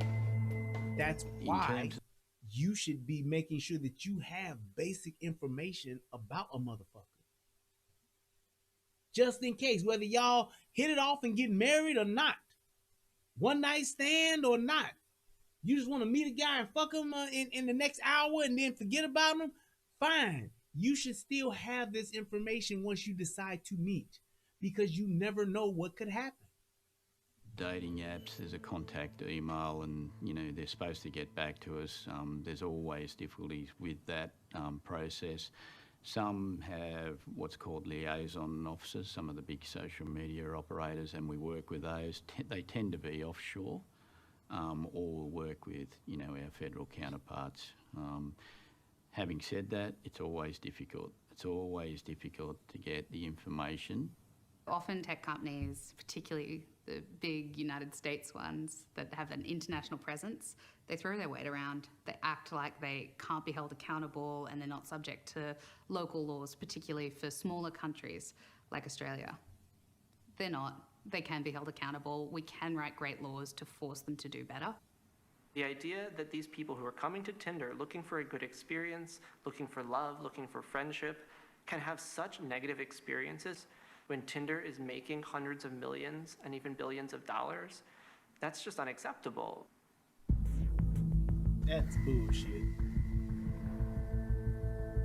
Tinder has made billions of dollars off our pursuit of love and sex. But the app that's redefined how we date is failing to keep us safe. Tinder, I think, has a huge responsibility to understand that their whole app is causing people to be vulnerable time and time again. But I don't think they take it seriously. Even though it appears to happen all the time, they just do not take it seriously. They don't care. Here's my thing with that. I understand that you may have an expectation of people being able to talk to somebody, but my thing is this. When you step into the customer service realm, yes, you should be able to get in touch with somebody. Yes, you should be able to say, hey, I can talk to a live person as far as customer service. When you get into criminal shit, though, when you get into the law being broken, when you get into stuff happening to you that is of a criminal nature, then it should be about you getting in touch with the police first and having them work shit out with Tinder. Because there's only so much you can do online. There's only so much information that you can have online. So you can cooperate with the police and turn shit over to the police all you want.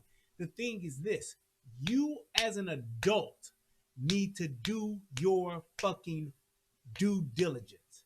You need to be responsible as far as who you meet up with, who you see online, who you spend time with online on the internet.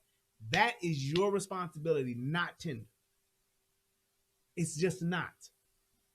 And to have an expectation for Tinder to be looking out to make sure that you don't get physically assaulted or raped, it makes no sense because they can't be every place that you are.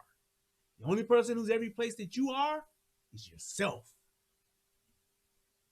So, those common sense rules that I talked about earlier, don't be alone with a person that you don't want to sleep with.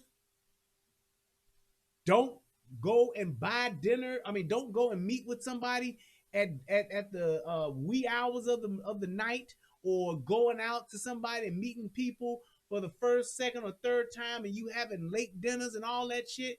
Go out in the daytime. Go out for late breakfast, late lunches, or early lunches, whatever the case may be. Pay for your own shit. Yep, I said it. Pay for your own shit. Therefore, there is no expectation on one side or the other. There is a thing of just saying, hey, I'm here to talk and see you, eat what I want to eat, and go where I want to go. You here to do the same thing. I don't need you to do shit for me. Get information on the person that you're dating, that you're going out with, you're going to see, you're going to have coffee with, you're going to have tea with, whatever the case may be. Get a picture of a driver's license, get a picture of a vehicle license, and send that shit to 2 or 3 people. Have check-ins with those people. Hey, call me in an hour to check in. If I don't answer, call the fucking police. Fuck that. Don't you have nobody pour your drink, go get you a drink, but the bartender. You stay and keep your drink with you. That's what you do. Exactly, Deb. Meet in public.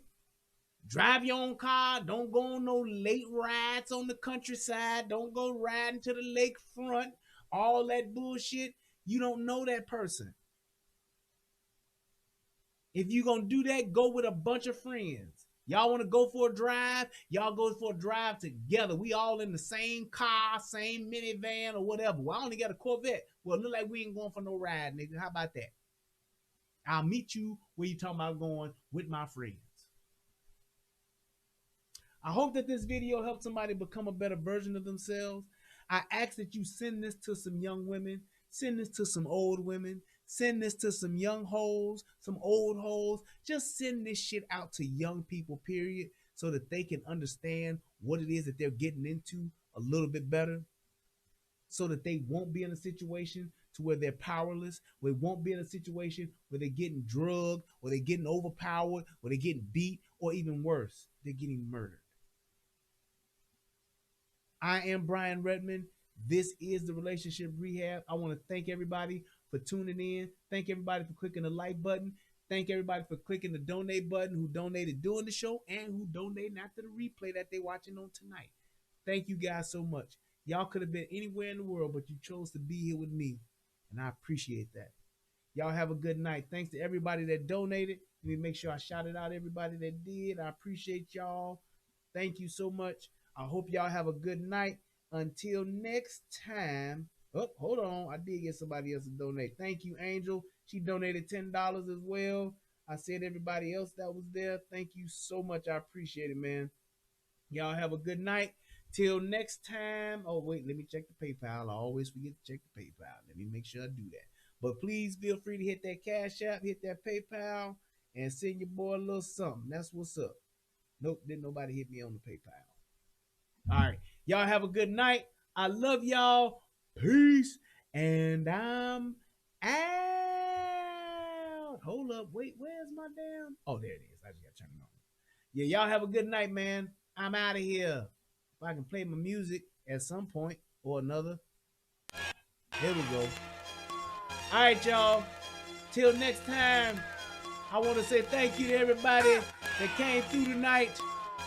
Remember, it's always better than needed and not have it. I mean, to have it and not need it, than to need it and not have it. Peace. I love y'all, man. Sub to the channel. Click the like button. Click the subscribe